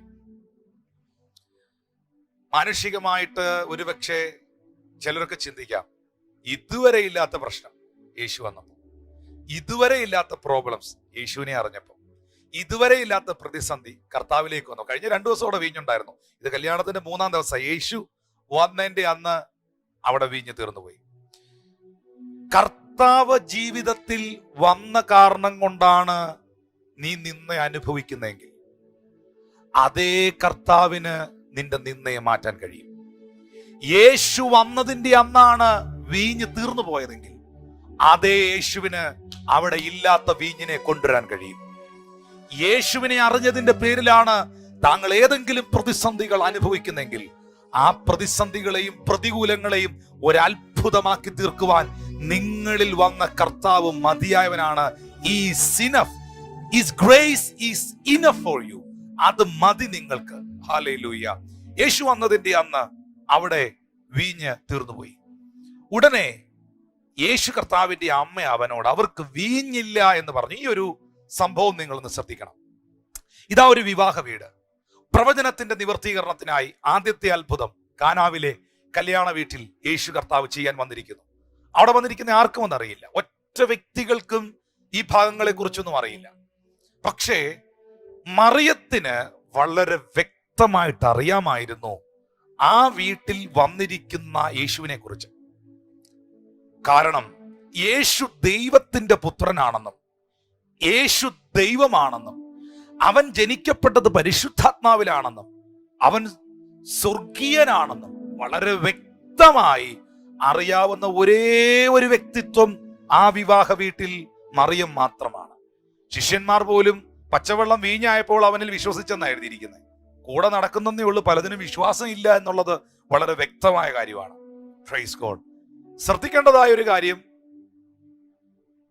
ഈ മറിയം യേശു കർത്താവിനോട് ഇങ്ങനൊരു കാര്യമുണ്ട് എന്ന് അറിയിക്കുകയാണ്. ഇവിടെ ഈ ഓൺലൈൻ സർവീസ് കാണുന്ന പ്രിയപ്പെട്ടവർ ഒരു നിമിഷം ഒന്ന് ശ്രദ്ധിക്കണം. പ്രശ്നങ്ങൾ എല്ലാവർക്കും ഉണ്ടാകാം, പ്രശ്നങ്ങൾ എല്ലായിടും ഉണ്ടാകാം. ഇപ്പൊ ഈ COVID-19 ഈ കൊറോണ വൈറസിന്റെ വ്യാപനം, ഇതിന് തത്തുല്യമായ ഇതിനേക്കാൾ സീരിയസ് ആയ ഒരുപാട് വൈറസുകൾ, രോഗങ്ങൾ ഈ ലോകത്തെ അറ്റാക്ക് ചെയ്തിട്ടുണ്ട്. സ്വൈൻ ഫ്ലൂ എന്ന് പറയുന്ന ഒരു വൈറസ് ഈ ലോകത്തിലെ ജനസംഖ്യയുടെ 1% കൊണ്ടുപോയി. 1% തീർന്നു. ഓർത്തു നോക്കി, എത്ര കോടികൾ, എത്ര മില്യൺസ് ഓഫ് ആൾക്കാർ ലോകത്ത് നിന്ന് മാറ്റപ്പെട്ട് കാണുമെന്ന്. ആ കാലഘട്ടത്തിൽ ലോക ജനസംഖ്യയുടെ 1/3 പോകണമെങ്കിൽ എല്ലാവരും പ്രതിസന്ധികൾ എല്ലാ കാലത്തും ഉണ്ടാകാറുണ്ട്, എല്ലാവരും ഉണ്ട്. എല്ലാവരുടെ വ്യക്തിപരമായ ജീവിതത്തിൽ പ്രശ്നങ്ങളുണ്ട്. നമ്മുടെ മലയാള ഭാഷയിൽ പറയുന്ന ഒരു ചൊല്ലുപോലെ, ആനയ്ക്ക് തടിഭാരം ഉറുമ്പിന് അരിഭാരം എന്ന് പറയുന്ന പോലെ എല്ലാവർക്കും അവരവരുടേതായ പ്രശ്നങ്ങളുണ്ട്. പക്ഷേ അതിനെ എങ്ങനെയാണ് നേരിടുന്നത് എന്നുള്ളതിലാണ് വിജയം. ഈ കല്യാണ വീട്ടിൽ വീഞ്ഞു തീർന്നു പോയി. വിളമ്പിയവരുടെ മിസ്റ്റേക്ക് ആകാം, എന്തെങ്കിലും പ്രശ്നമാകാം. പക്ഷെ ഞാൻ വിശ്വസിക്കുന്ന ഒരു കാര്യം, യേശു കർത്താവ് വന്നതിന്റെ അന്ന് യേശു അവിടെ നിൽക്കുമ്പോൾ ഒരു പ്രശ്നം സംഭവിക്കുന്നുണ്ടെങ്കിൽ അത് മറ്റൊന്നിനുമല്ല, കർത്താവിന്റെ പ്രവൃത്തി വെളിപ്പെടാനും അവന്റെ നാമം മഹത്വം എടുക്കാനാണ്. ജീവനുള്ള ദൈവത്തെ അറിഞ്ഞ് സർവശക്തനാകുന്ന ദൈവത്തെ സേവിക്കുന്ന താങ്കളുടെ ജീവിതത്തിന്റെ പ്രതിസന്ധി പരാജയത്തിനല്ല. ഞാൻ ഒരു വാക്ക് ആവർത്തിക്കപ്പെടുന്നു, വിളിക്കപ്പെട്ടവന്റെ പ്രതിസന്ധി പരാജയപ്പെട്ടതിന്റെ ലക്ഷണമല്ല. വിളിക്കപ്പെട്ടവന്റെ പ്രതിസന്ധി അവൻ വിജയിക്കാൻ പോകുന്നു എന്നുള്ളതിന്റെ ലക്ഷണമാണ്. ഒന്നും കൂടെ ഞാൻ ആ വാക്ക് ആവർത്തിക്കുന്നു, വിളിക്കപ്പെട്ടവന്റെ പ്രതിസന്ധി അവൻ പരാജയപ്പെട്ടു എന്നുള്ളതിന്റെ ലക്ഷണമല്ല. വിളിക്കപ്പെട്ടവന്റെ പ്രതിസന്ധി ദൈവം, നിന്നെ വിളിച്ച കർത്താവ് നിന്നെ വിജയിപ്പിക്കാൻ പോകുന്നു എന്നുള്ളതിന്റെ ലക്ഷണമാണ്. എന്ന് പറഞ്ഞാൽ ഇന്ന് ജീവിതത്തിൽ അനുഭവിക്കുന്ന എല്ലാ ടെസ്റ്റുകളും എന്റെ ദൈവം ഒരു ടെസ്റ്റ് മണിയാക്കി മാറ്റും എന്നതിന്റെ ലക്ഷണമാണ്. യേശു കർത്താവ് വന്നതിന്റെ അന്ന് അവിടെ വീഞ്ഞു തീർന്നു പോയി. പക്ഷെ മറിയം ആ വിഷയത്തെ നേരിടുന്ന കണ്ടോ? യേശുവിനോട് വന്ന് പറഞ്ഞു, മകനെ, വീഞ്ഞ് തീർന്നു പോയി. വിളമ്പിയവരെ പരിഹസിച്ചത് കൊണ്ടോ, വിളമ്പുകാരെ കുറ്റം പറഞ്ഞത് കൊണ്ടോ, അതിഥികൾക്ക് കൂടുതൽ കൊടുത്തു, ആരാണ്ടൊക്കെ കൂടുതൽ എടുത്ത് കഴിച്ചു എന്നൊന്നും പറഞ്ഞുകൊണ്ടോ, മണവാളന്റെ വീട്ടുകാരും മണവാട്ടിയുടെ വീട്ടുകാരും കൂടെ ആർഗ്യുമെന്റേഷൻ ഉണ്ടാക്കിയത് കൊണ്ട് ഒന്നും പ്രശ്നം പരിഹരിക്കപ്പെടില്ല. ശ്രദ്ധിച്ചു കേട്ടോണം. ഭാര്യയും ഭർത്താവും കൂടെ വഴക്കുണ്ടാക്കിയെന്ന് കരുതി ആ പ്രശ്നം പരിഹരിക്കപ്പെടുകയില്ല. മക്കളെ എടുത്തിട്ട് തല്ലിയെന്ന് കരുതി ആ പ്രശ്നം പരിഹരിക്കപ്പെടുകയില്ല. പാസ്റ്റർമാരെയും നാട്ടുകാരെയും പ്രാർത്ഥിച്ചവരെയൊക്കെ ചീത്ത പറഞ്ഞെന്ന് കരുതി ഈ പ്രശ്നം പരിഹരിക്കപ്പെടുകയില്ല. പ്രശ്നം പരിഹരിക്കപ്പെടണം, വിഷയത്തിന് പരിഹാരം ഉണ്ടാകണം, അറിയിക്കേണ്ടവനെ അറിയിക്കണം, വിളിക്കേണ്ടവനെ വിളിക്കണം. ഇവിടെ കാണുന്ന ഒരു കാഴ്ച, ആ വീട്ടിലെ പ്രതിസന്ധിയുടെ പ്രശ്നത്തിന്റെ ഫയൽ മറിയം യേശു കർത്താവിന് കൈമാറി. മറിയമല്ല പ്രശ്നം പരിഹരിക്കുന്നത്. മറിയത്തിനറിയാം മറിയ പരിഹാരമല്ലെന്ന്. അതുകൊണ്ടാണ് മറിയം ആ വിഷയം യേശു കർത്താവിന് കൈമാറി. കാരണം ലോകത്തിലെ സകല പ്രതിസന്ധികൾക്കും സകല പ്രശ്നങ്ങൾക്കും ഒരു പരിഹാരകനേ ഉള്ളൂ, അത് കർത്താവായ യേശു ക്രിസ്തുവാണ്. ഒരു വഴിയേ ഉള്ളൂ, അത് യേശു ക്രിസ്തുവാണ്. ഒരു സത്യമേ ഉള്ളൂ, അത് യേശു ക്രിസ്തുവാണ്. ഏക മധ്യസ്ഥനേ ഉള്ളൂ, അത് യേശു ക്രിസ്തുവാണ്. മറിയം ആ വിഷയം യേശു കർത്താവിനെ അറിയിക്കുകയാണ്. കർത്താവിന്റെ കയ്യിലേക്ക് ഇതാ ഫയല് പോകുന്നു. നിങ്ങളുടെ ജീവിതത്തിൽ എന്തെങ്കിലും പ്രശ്നമുണ്ടോ? എന്തെങ്കിലും ആവശ്യമുണ്ടോ? ഈ സമയത്ത് ചുമ്മാ ചിന്തിച്ചിരിക്കാതെ, ടെൻഷൻ അടിക്കാതെ, വറീഡാകാതെ ആ ദൈവസന്നിധിയിലോട്ടൊന്നിരുന്ന ആ മനസ്സിലെ ആ കാര്യങ്ങളെല്ലാം കർത്താവിനൊന്ന് കൈമാറി. ഇതിന് തത്തുല്യമായ ഒരു സംഭവം ഞാൻ പഴയ നിയമത്തിൽ കാണിച്ചു തരാം. 1 രാജാക്കന്മാരുടെ പുസ്തകം 17-ാം അധ്യായം 17 മുതലുള്ള വാക്യം, അതിന്റെ 19-ാമത്തെ വാക്യം വളരെ പ്രധാനപ്പെട്ടതാണ്. അവിടെ എഴുതിയിട്ടുണ്ട്, അനന്തരം വീട്ടുടമ കാര്യത്തിയായ സ്ത്രീയുടെ മകൻ ദീനം പിടിച്ച് കിടപ്പിലായി. ദീനം കടുത്തിട്ട് അവനിൽ ശ്വാസമില്ലാതായി ആ സഹോദരിയുടെ. അപ്പോൾ ഏലിയാവിനോട് അവൾ പറയുകയാണ്, അയ്യോ ദൈവപുരുഷനെ, എനിക്കും നിനക്കും തമ്മിൽ എന്ത്? എന്റെ പാപം ഓർമ്മിപ്പിക്കേണ്ടതിന് എന്റെ മകനെ കൊല്ലേണ്ടതിനുമാകുന്നോ നീ എന്റെ അടുക്കൽ വന്നത്? അപ്പൊ ഈ സഹോദരിയുടെ, ഈ വിധവയുടെ, ഇതേതാണ് വിധവ? സരഫത്തിലെ വിധവ. ഈ സരാഫത്തിലെ വിധവയ്ക്ക് വേണ്ടിയാണ് ഏലിയ പ്രവാചകൻ അവിടെ വന്നതും. അവൾ അപ്പച്ചുട്ട് പ്രവാചകന് കൊടുത്തു. അവൾ ആത്മഹത്യ ചെയ്യാനിരുന്നവളായിരുന്നു. പക്ഷെ അതിന്റെ മധ്യയിൽ ദൈവം അവിടെ പ്രവർത്തിച്ചു. കലത്തിലെ മാവും കലശത്തിലെ എണ്ണയും ഒക്കെ വർദ്ധിച്ചു. ആ വീട്ടിലെ സാഹചര്യങ്ങൾക്കൊക്കെ വ്യത്യാസം ഉണ്ടായി. പക്ഷേ പൊടുന്നനവേ പ്രതീക്ഷിക്കാത്തൊരു വിപത്ത് ആ വീട്ടിലുണ്ടായി. അതെന്തെന്ന് വെച്ചാൽ ആ സഹോദരിയുടെ മകൻ ദീനമായി മരിച്ചു. ആ സമയത്ത് പ്രവാചകനായ ഏലിയാവിനോട് ആ സഹോദരി പറയുകയാണ്, നീ എന്റെ പാപം ഓർമ്മിപ്പിക്കേണ്ടതിനും എന്റെ മകനെ കൊല്ലേണ്ടതിനുമാകുന്നു എന്റെ അടുക്കൽ വന്നത്. നിങ്ങളെയൊക്കെ പോലെ പലരെയും പോലെ തന്നെ ദൈവത്തെ അറിഞ്ഞതുകൊണ്ടാണ് ഇങ്ങനെ സംഭവിച്ചത്. ദൈവത്തെ വിളിച്ചതുകൊണ്ടാണ്, ഏലിയാവ് എന്ന പ്രവാചകനെ വീട്ടിൽ വിളിച്ച് അപ്പവും ഒക്കെ കൊടുത്തത് കൊണ്ടാണ് ഈ പ്രശ്നം വന്നത്. പഴയതൊക്കെ മറന്നു. എണ്ണ വന്നതും മാവ് വന്നതും പട്ടിണി കിടന്ന് ചാവാൻ തുടങ്ങാൻ നേരെ രാത്രി ആത്മഹത്യ ചെയ്യാൻ വിഷമടിക്കാനിരുന്ന സമയത്ത് ദൈവം പ്രവർത്തിച്ചതെല്ലാം മറന്നു. സമൃദ്ധിയും നന്മയൊക്കെ ആയി കഴിഞ്ഞപ്പോൾ പിന്നെ അടുത്തൊരു പ്രതിസന്ധി വന്നപ്പോൾ നടത്തിയ കർത്താവിനെ പഴിക്കുന്ന പിറുപിറുക്കുന്ന സ്വഭാവം പലർക്കും ഉണ്ട്. ഈ സഹോദരിക്കും ഉണ്ടായിരുന്നു. പക്ഷെ ഏലിയാവ് എന്താണ് അവിടെ ചെയ്തെന്നറിയാവോ? ഈ മരിച്ച കുഞ്ഞിനെ, മടിയിൽ കിടക്കുന്ന കുഞ്ഞിനെ, 19-ാമത്തെ വാക്യം ഒന്ന് ശ്രദ്ധിച്ചാൽ നമുക്കവിടെ കാണാൻ കഴിയുന്നുണ്ട്. അവൻ അവളോട്, നിന്റെ മകനെ ഇങ്ങ് തരിക എന്ന് പറഞ്ഞു.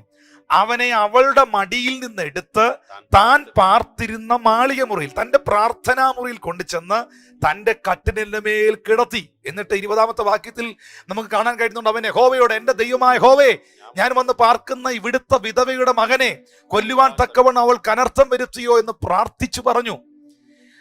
വിധവയുടെ കയ്യിലിരിക്കുന്ന ആ മകനോട് മരിക്കപ്പെട്ടപ്പോൾ അവൾ അനാഥയായി. ആ സഹോദരി ആ ഒരു സാഹചര്യത്തിന് നടുവിൽ ഈ കുഞ്ഞിനെ ഏലിയാവ് സ്വീകരിക്കുന്ന ആ പ്രശ്നം ഏലിയാവ് എടുത്തുകൊണ്ട് പോകുന്ന ചിത്രം നിങ്ങൾ കാണുന്നുണ്ടോ?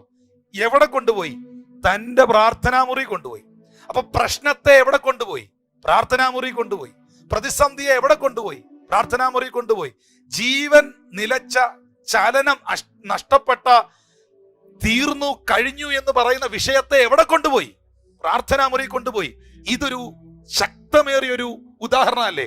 ജീവിതത്തിൽ സംഭവിക്കില്ല, നടക്കില്ല, ചലനം നഷ്ടപ്പെട്ടു പോയി, അവസാനിച്ചു പോയി എന്ന് പറയുന്ന സകല വിഷയങ്ങളും നിന്റെ പ്രാർത്ഥനാമുറിയിൽ ഉയർത്തിരിക്കും. ഓ, thank you Jesus. I praise you, Lord. Hallelujah. Glory to God, Jesus.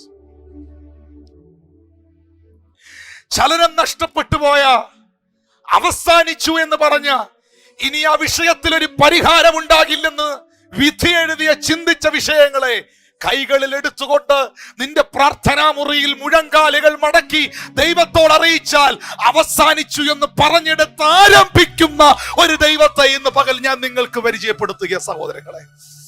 Thank you Lord Jesus. ഞാനിത് പറയുമ്പോൾ, ഞാനിത് പ്രസംഗിക്കുമ്പോൾ എനിക്ക് എന്റെ കർത്താവിന്റെ സാന്നിധ്യം വ്യക്തിപരമായിട്ട് അനുഭവിക്കുവാൻ കഴിയുന്നു. മറിയം ആ പ്രശ്നത്തിന്റെ ഫയൽ പരിഹാരകന് കൈമാറി. ഏലിയാവ് ആ മരിച്ച കുഞ്ഞിനെ അവളുടെ മടിയിൽ നിന്ന് എടുത്തുകൊണ്ടുപോയി പരിഹരിക്കുന്നവന്റെ മുൻപാകെ വെച്ചു.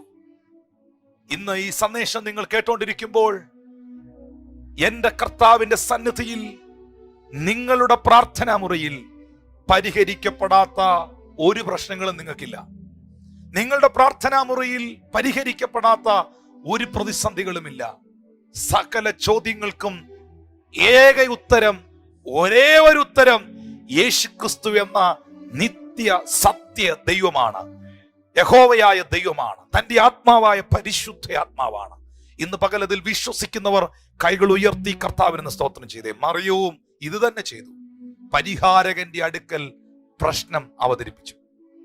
പക്ഷേ യേശു കർത്താവ് മറിയത്തോട് പറഞ്ഞ സ്റ്റേറ്റ്മെന്റ് ഇതാണ്, സ്ത്രീയെ, എനിക്കും നിനക്കും തമ്മിൽ എന്ത്? എന്റെ നാഴിക ഇതുവരെ വന്നിട്ടില്ല. ഞാൻ കഴിഞ്ഞ ഞായറാഴ്ചയിൽ ഇത് പ്രസംഗിച്ചതാണ്. The right time of God. എന്റെ സമയം ഇതുവരെ വന്നിട്ടില്ല. ദൈവത്തിന്റെ കൃത്യമായ സമയം, വ്യക്തമായ സമയം. എന്റെ നാഴിക ഇതുവരെ വന്നിട്ടില്ല. പക്ഷേ ഇത് കേട്ടിട്ട് മറിയം നിരാശപ്പെട്ട് അങ്ങ് ഇറങ്ങിപ്പോവല്ല, പിണങ്ങിപ്പോവല്ല. യേശു ഇങ്ങനെ പറഞ്ഞെങ്കിലും മറിയം ശുശ്രൂഷകരോട് പറഞ്ഞു, അവൻ നിങ്ങളോട് എന്തെങ്കിലും കൽപ്പിച്ചാൽ അത് നിങ്ങൾ അങ്ങ് ചെയ്യുവിൻ. ഇന്ന് ഈ സന്ദേശം കേൾക്കുന്ന ദൈവജനമേ, എന്താണ് അനുഗ്രഹത്തിന്റെ രഹസ്യം? എവിടെയാണ് അത്ഭുതങ്ങൾ സംഭവിക്കുന്നത്? അവൻ നിങ്ങളോട്, യേശു നിങ്ങളോട് പറഞ്ഞത് നിങ്ങൾ അങ്ങ് ചെയ്താൽ മതി. കർത്താവ് പറയുന്നത് ചെയ്യാൻ മനസ്സുള്ള ഒരു ശുശ്രൂഷകനാണ് താങ്കളെങ്കിൽ, കർത്താവ് പറയുന്നത് ചെയ്യാൻ മനസ്സുള്ള ഒരു കുടുംബമാണ് താങ്കളുടേതെങ്കിൽ, ഏത് സാഹചര്യങ്ങളെയും ഏത് അസാധ്യതകളെയും എൻ്റെ ദൈവം ഒരു അത്ഭുതമാക്കി, ഒരു സാധ്യതയുടെ അനുഭവമാക്കി തീർക്കുവാൻ വിശ്വസ്തനായ ദൈവമാണ്. യേശു പറയുന്നത് അനുസരിക്കുക. ആവർത്തനം 28 ഉടനീളം നാം കാണുന്നത് അതാണ്. നിന്റെ ദൈവമായ യഹോവയുടെ വാക്ക് നീ ശ്രദ്ധയോടെ കേട്ട് അവൻ നിന്നോട് ആജ്ഞാപിക്കുന്ന അവന്റെ കൽപ്പനകളും ചട്ടങ്ങളും പ്രമാണിച്ചാൽ നിന്റെ ദൈവമായ യഹോവ നിന്നെ സകല ജാതികൾക്കും മീതെ ഉന്നതമാക്കും. ഈ വാലല്ല തലയാകും എന്നൊക്കെ പറയുമ്പോൾ കൈകൊട്ടിട്ടൊന്നും ഒരു കഥയില്ല. താഴെയുള്ള വാക്യം വായിക്കണം. നിന്റെ ദൈവമായ യഹോവയുടെ വാക്ക് നീ ശ്രദ്ധയോടെ കേട്ടാൽ. മറിയം ശുശ്രൂഷകരോട് പറയുന്നു, അവൻ നിങ്ങളോട് എന്തെങ്കിലും കൽപ്പിച്ചാൽ നിങ്ങൾ അത് ചെയ്യുവീൻ എന്ന് പറഞ്ഞു. നമുക്ക് അവിടെ അടുത്തതായി വായിക്കാൻ കഴിയുന്ന ഒരു കാര്യം, അവിടെ യഹൂദന്മാരുടെ ശുദ്ധീകരണ നിയമം അനുസരിച്ച് 2 or 3 പറ വീതം കൊള്ളുന്ന 6 കൽപാത്രം ഉണ്ടായിരുന്നു. യേശു അവരോട് ഈ കൽപാത്രങ്ങളിൽ വെള്ളം നിറയ്ക്കുവെന്ന് പറഞ്ഞു. അവർ വക്കോളം നിറച്ചു. യഹൂദന്മാരുടെ ശുദ്ധീകരണ നിയമപ്രകാരം എന്താണ് ആ ശുദ്ധീകരണ നിയമം? വീട്ടിനകത്തോട്ട് കയറുമ്പോൾ വെളിയിൽ കാല് കഴുകാൻ വെള്ളം വെച്ചിട്ടുണ്ട്. അവിടെ 6 പാത്രങ്ങൾക്കകത്ത് വെള്ളം വെച്ചിട്ടുണ്ട്. വെയിൽ കൊണ്ട് ഇരിക്കുന്ന, പുറത്തിരിക്കുന്ന പാത്രം, അകത്തെ വീഞ്ഞുപാത്രം, വിരുന്നുകാരുടെ അടുക്കലും വിരുന്നുവാഴിയുടെ അടുക്കലും കൊണ്ടുപോകുന്ന പാത്രം സൗന്ദര്യമുള്ള പാത്രമാണ്, വില കൂടിയ പാത്രമാണ്, മതിപ്പുള്ള പാത്രമാണ്, വൃത്തിയുള്ള പാത്രമാണ്. പക്ഷെ പുറത്ത് കാല് കഴുകാൻ വെയിലത്ത് വെച്ചിരിക്കുന്ന, മണ്ണിൽ വെച്ചിരിക്കുന്ന പാത്രം ശ്രേഷ്ഠമല്ല. ശ്രേഷ്ഠമായത് പലതും നുകരാനില്ലാതെ അകത്തളങ്ങളിൽ ഞാൻ ശ്രേഷ്ഠമാണെന്നുള്ള അഹങ്കാരത്തോടുകൂടെ മാത്രം ഇരിക്കുമ്പോൾ, നിന്നിൽ നിന്ന് ആർക്കുമൊന്നും നുകരാനില്ലാതിരിക്കുമ്പോൾ, ഒരു യോഗ്യതയുമില്ല, എനിക്കൊരു കഴിവില്ല, അകത്തോട്ട് കയറാൻ പോലുമുള്ള യോഗ്യതകളില്ല എന്ന് പറഞ്ഞുകൊണ്ട് പുറം പറമ്പിൽ എറിയപ്പെട്ടിരിക്കുന്ന ചിലതിലേക്ക് നസ്രയന്റെ കണ്ണുകൾ ഇന്ന് പകലുടക്കുകയാണ്.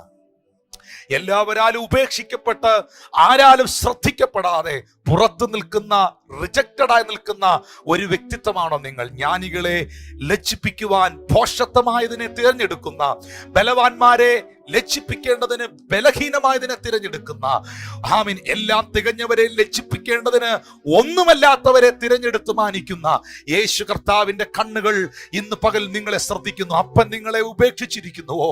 അമ്മ നിങ്ങളെ ഉപേക്ഷിച്ചിരിക്കുന്നുവോ? സഹോദരങ്ങൾ നിങ്ങളെ ഉപേക്ഷിച്ചിരിക്കുന്നു. എങ്ങും ആരും ഒരു വിലയും കൽപ്പിക്കാതെ നിങ്ങളെ മാറ്റി അകറ്റി നിർത്തിയിരിക്കുന്നുവോ?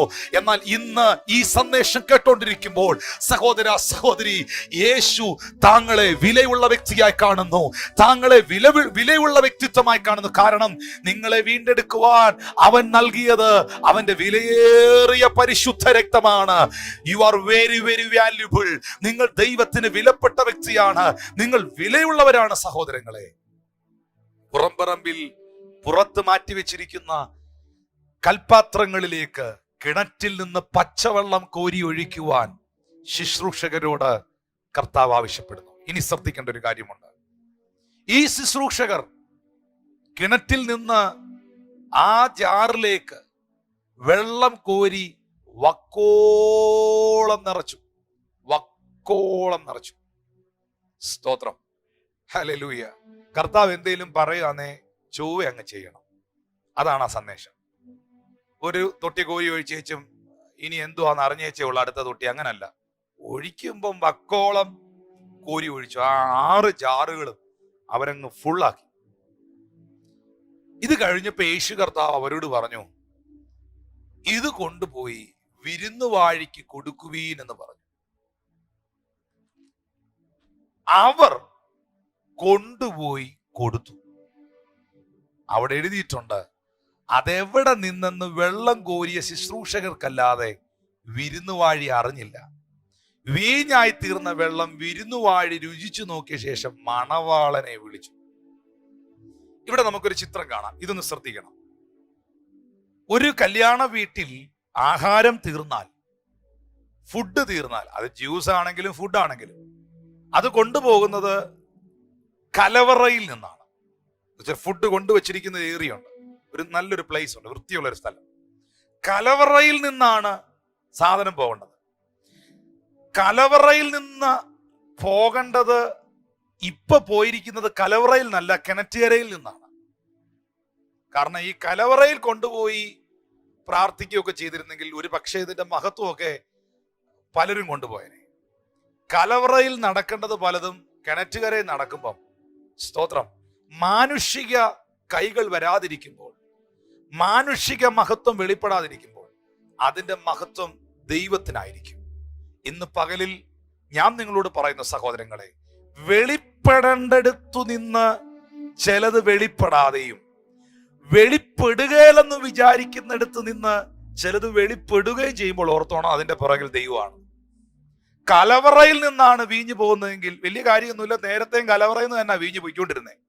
പക്ഷെ ഇപ്പൊ സാധനം പോയിരിക്കുന്നത് കിണറ്റുകരയിൽ നിന്നാണ്. കിണറ്റുകരയിൽ നിന്ന് പോയിട്ടുണ്ടെങ്കിൽ അത് ദൈവത്തിന്റെ കരം തന്നെയാണ്. നിങ്ങൾ കാറ്റ് കാണില്ല, മഴ കാണില്ല, താഴ്വര വെള്ളം കൊണ്ട് നിറയുന്നെങ്കിൽ അത് ദൈവമാണ്. നിങ്ങൾ അധ്വാനിക്കാത്ത, നിങ്ങൾ കഷ്ടപ്പെടാത്തത്, നിങ്ങൾ അർഹിക്കാത്തത് നിങ്ങൾക്ക് ലഭിച്ചുവെങ്കിൽ അതിന്റെ പുറകിൽ ദൈവം തന്നെയാണ്. നിങ്ങൾ ഒട്ടും പ്രതീക്ഷിക്കാത്ത നിലകളിൽ അത്ഭുതകരമായി നിങ്ങൾ നടത്തപ്പെടുന്നെങ്കിൽ അതിന്റെ പുറകിൽ ദൈവം തന്നെയാണ്. ഉറപ്പായിട്ടും ദൈവം തന്നെയാണ്. കലവറയിൽ നിന്ന് പോകാതെ കിണറ്റുകരയിൽ നിന്ന് ഈ വെള്ളം മുന്തിരിച്ചാറായി അകത്തോട്ട് പോകുന്നതിന്റെ പിറകിൽ സർവശക്തന്റെ കരമാണ്. ഞാൻ ചിന്തിക്കുകയാണ് സഹോദരങ്ങളെ, പച്ചവെള്ളത്തെ വരെ രൂപാന്തരപ്പെടുത്തുവാൻ, വീഞ്ഞാക്കുവാൻ, മുന്തിരിച്ചാറാക്കുവാൻ യേശുവിന് കഴിഞ്ഞു. ട്രാൻസ്ഫോം ചെയ്യുവാൻ യേശുവിന്റെ ആദ്യത്തെ പ്രവൃത്തി വാട്ടർ ടേൺ ഇൻടു വൈൻ, പച്ചവെള്ളത്തെ വീഞ്ഞാക്കുകയായിരുന്നു, അതിനെ ട്രാൻസ്ഫോം ചെയ്യുകയായിരുന്നു. ഈ ട്രാൻസ്ഫോർമേഷൻ യേശുവിലാണ് ഉണ്ടാകുന്നത്. കർത്താവിന്റെ അടുക്കൽ വന്നാൽ മാറ്റം ഉണ്ടാകണം. അത് കിണറ്റിൽ കിടക്കുന്ന പച്ചവെള്ളത്തിനാണേലും മാറ്റം ഉണ്ടാകണം. ദൈവത്തെ അറിഞ്ഞു പ്രാർത്ഥിക്കുന്നു എന്നൊക്കെ പറഞ്ഞിട്ട് ജീവിതത്തിൽ ഒരു മാറ്റം ഇല്ലാത്ത ആരെങ്കിലും എന്നെ കാണുന്നുണ്ടെങ്കിൽ, നീ ദൈവത്തെ തന്നെയാണോ അറിഞ്ഞത്, അവന്റെ സന്നിധി തന്നെയാണോ വന്നതെന്ന് ഒന്ന് ശോധന ചെയ്യുന്നത് വളരെ നല്ലതാണ്. കാരണം പച്ചവെള്ളത്തിന് പോലും രൂപാന്തരം സംഭവിക്കും. ഒരുവൻ ക്രിസ്തുവിലായാൽ അവൻ പുതിയ സൃഷ്ടിയാകും. പഴയത് കഴിഞ്ഞു പോകുന്നു, ഇതാ സകലതും അവനിൽ പുതുതായിത്തീരുന്നു. വാത്സല്യ സഹോദരങ്ങളെ, തിരുവെടുത്ത് വ്യക്തമായി പറയുന്നു, ശുശ്രൂഷകരല്ലാതെ ആരും അറിഞ്ഞില്ല. കിണറ്റിൽ നിന്ന് കോരി ഒഴിച്ച വെള്ളം ശുശ്രൂഷകരെടുത്ത് കൊണ്ടുപോകുമ്പോൾ അതിന്റെ നിറം മാറി, രുചി മാറി, മണം മാറി, ഗുണം മാറി. ശുശ്രൂഷകർ ഓരോ ചുവടുകൾ വെക്കും തോറും അതിന്റെ നിലവാരങ്ങൾക്ക് വ്യത്യാസം ഉണ്ടാകുകയാണ്. കിണറ്റിൽ നിന്ന് കോരി ഒഴിച്ചപ്പോൾ ഉറപ്പായിട്ടും അത് പച്ചവെള്ളമാണ്. പക്ഷേ യേശു അത് കൊണ്ടുപോയി കൊടുക്കാൻ പറഞ്ഞ ശുശ്രൂഷകർ, എന്റെ ചിന്തയിൽ ഓരോ ചുവടുകൾ വെക്കും തോറും, അവർ അത് കൊണ്ടു കൊടുക്കാൻ പോകും തോറും, അവർക്ക് ഒരുപക്ഷെ അറിയാം ഇത് വീഞ്ഞല്ല പച്ചവെള്ളമാണെന്ന്. പക്ഷെ അവന്റെ വാക്ക് അനുസരിക്കുന്നു, യേശു പറഞ്ഞത് അനുസരിക്കുന്നു, അതെന്ത് തന്നെയാണെങ്കിലും അനുസരിക്കുന്നു. വീഞ്ഞുണ്ടാകുന്നത് നിസ്സാരപ്പെട്ടൊരു കാര്യമല്ല. ഓറഞ്ച് ജ്യൂസോ നാരങ്ങ വെള്ളമോ ഒക്കെ 5 മിനിറ്റ് കൊണ്ട് 2 മിനിറ്റ് കൊണ്ടൊക്കെ ഉണ്ടാക്കാം.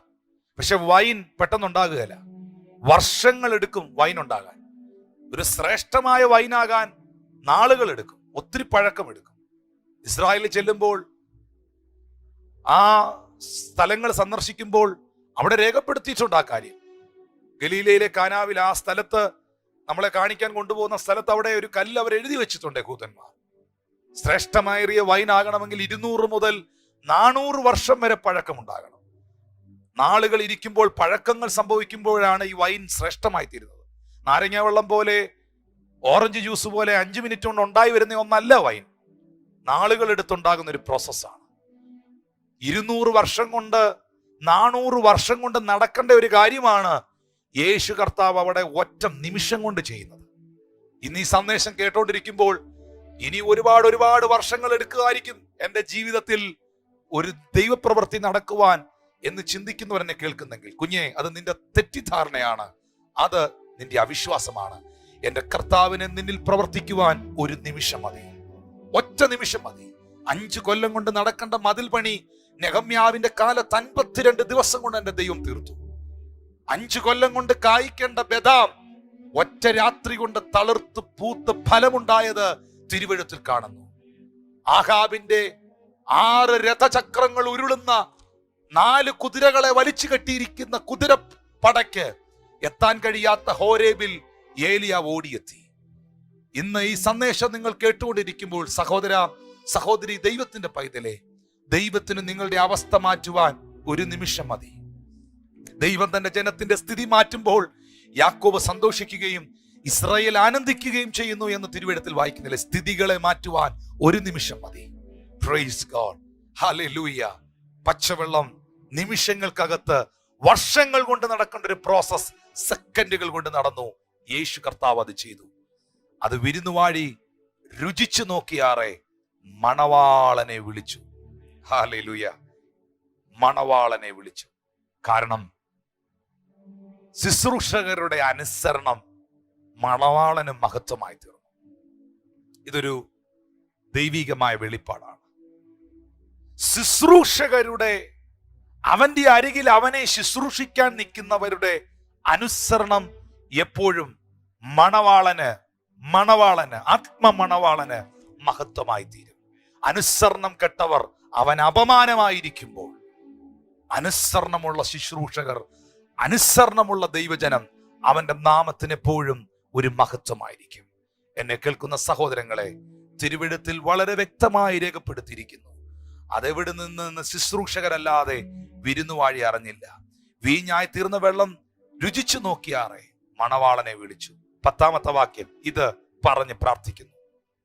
എല്ലാവരും ആദ്യം നല്ല വീഞ്ഞും ലഹരി പിടിച്ച ശേഷം എളുപ്പമായതും കൊടുക്കാറുണ്ട്. നീ നല്ല വീഞ്ഞ് ഇതുവരെയും എവിടെ സൂക്ഷിച്ചു എന്ന് അവരോട് ചോദിച്ചു. മണവാളനോട് ചോദിച്ചൊരു ചോദ്യമാണ്. സാധാരണ നിലയിൽ കല്യാണ വീട്ടിൽ പോകുമ്പം ആദ്യം നല്ല ശ്രേഷ്ഠമായത് തരാറുണ്ട്. പിന്നെ നമ്മുടെ ഭാഷയിൽ പറഞ്ഞാൽ കുറഞ്ഞു വരുമ്പോഴത്തേക്ക് വെള്ളവും കൂടെ ചേർത്ത് തരാറുണ്ട്. പിന്നെ എളുപ്പമായത് തരാറുണ്ട്. പക്ഷെ ഇവിടെ സംഭവിച്ചത് അങ്ങനെയല്ല. ആദ്യം കുടിച്ചതിനേക്കാളും ആദ്യം അനുഭവിച്ചതിനേക്കാളും ശ്രേഷ്ഠമാണ് ഇപ്പൊ കിട്ടിയത്. ഇതാണ് ദൈവപ്രവൃത്തി. ദൈവം പ്രവർത്തിക്കുന്നത് ഇങ്ങനെയാണ്. ദൈവം ഒരിടത്തുണ്ടെങ്കിൽ, യേശു കർത്താവ് വന്നതിൻ്റെ അന്ന് ഇങ്ങനെയാണ്. ഞാൻ ഇങ്ങനെ പറയട്ടെ, യേശു ഉള്ളിടത്ത് ഇങ്ങനെയാണ്. എങ്ങനെയാണ്? യേശു ഉള്ളിടത്ത് ഒരു പക്ഷേ ആദ്യം എളുപ്പമാർന്ന, പിന്നെ ശ്രേഷ്ഠം. അതെന്ന് പറഞ്ഞാൽ കർത്താവിനെ അറിയുമ്പോ, അവനെ അനുഭവിക്കുമ്പം, അവൻ നമ്മളിലേക്ക് വരുമ്പോ ഒരുപക്ഷെ നമ്മുടെ ജീവിതത്തിൽ ശൂന്യതകളും പ്രശ്നങ്ങളും കഷ്ടതകളും വെല്ലുവിളികളും ഒക്കെ കാണാം. എന്നാൽ പിന്നത്തേതിൽ അതിനെ ശ്രേഷ്ഠമാക്കി തീർക്കുന്നൊരു ദൈവമുണ്ട്. ആദ്യം കിട്ടിയതൊക്കെ കയ്പായിരിക്കാം, ആദ്യം കിട്ടിയതൊക്കെ എളുപ്പമാർന്നതായിരിക്കാം, കിട്ടിയത് ആദ്യം ലഭിച്ച കാലങ്ങളിലൊക്കെ ഒത്തിരി തിന്മയായിരിക്കാം, എറികളായിരിക്കാം. പക്ഷെ ആ നിന്ദകളെയും എറികളെയും പഴികളെയും പരിഹാസങ്ങളെയും തകർച്ചകളെയും ഏറ്റവും ശ്രേഷ്ഠമായതാക്കി മാനിക്കുവാൻ കഴിയുന്നൊരു ദൈവമുണ്ട്. അതല്ലേ പാട്ടുകാരൻ പാടിയത്? നിന്നെ കാണും ജനങ്ങൾക്ക് പിന്നെ ദുഃഖമൊന്നുമില്ല, പരപരമേശ വരമരുളീശ നീ അത്രേ എൻ രക്ഷാസ്ഥാനം. ആദിയിങ്കൽ കയ്പാകിലും പിന്നത്തേതിലോ മധുരമത്രേ. ഹല്ലേലൂയ. ഇത് തന്നെയാണ് കർത്താവിന്റെ പ്രവൃത്തി. ഇന്നത്തെ നിങ്ങളുടെ കയ്പുകളെ, ഇന്നത്തെ എളുപ്പമാറുന്ന അവസ്ഥകളെ, ഇന്നത്തെ തകർച്ചകളെ, ഇന്നത്തെ ശൂന്യതകളെ നാളത്തെ കാലങ്ങളിൽ ശ്രേഷ്ഠതകളാക്കി മാറ്റുവാൻ, ആർക്കും ഒന്നും പറയാൻ കഴിയാത്ത നിലകളിൽ നിന്നെ ഉയർത്തിപ്പിടിക്കുവാൻ, മാനിക്കുവാൻ കഴിവുള്ളൊരു കർത്താവ് ജീവിക്കുന്നു. ഇന്നിന്റെ കയ്പുകളെ, ഇന്നിന്റെ എളുപ്പമാർന്ന വീഞ്ഞുകളെ, ഇന്നിന്റെ അനുഭവങ്ങളെ വെച്ച് നിന്റെ ദൈവത്തെ വിലയിരുത്തരുത്. ശ്രേഷ്ഠമായത് ഓൺ ദി വേ ആണ്.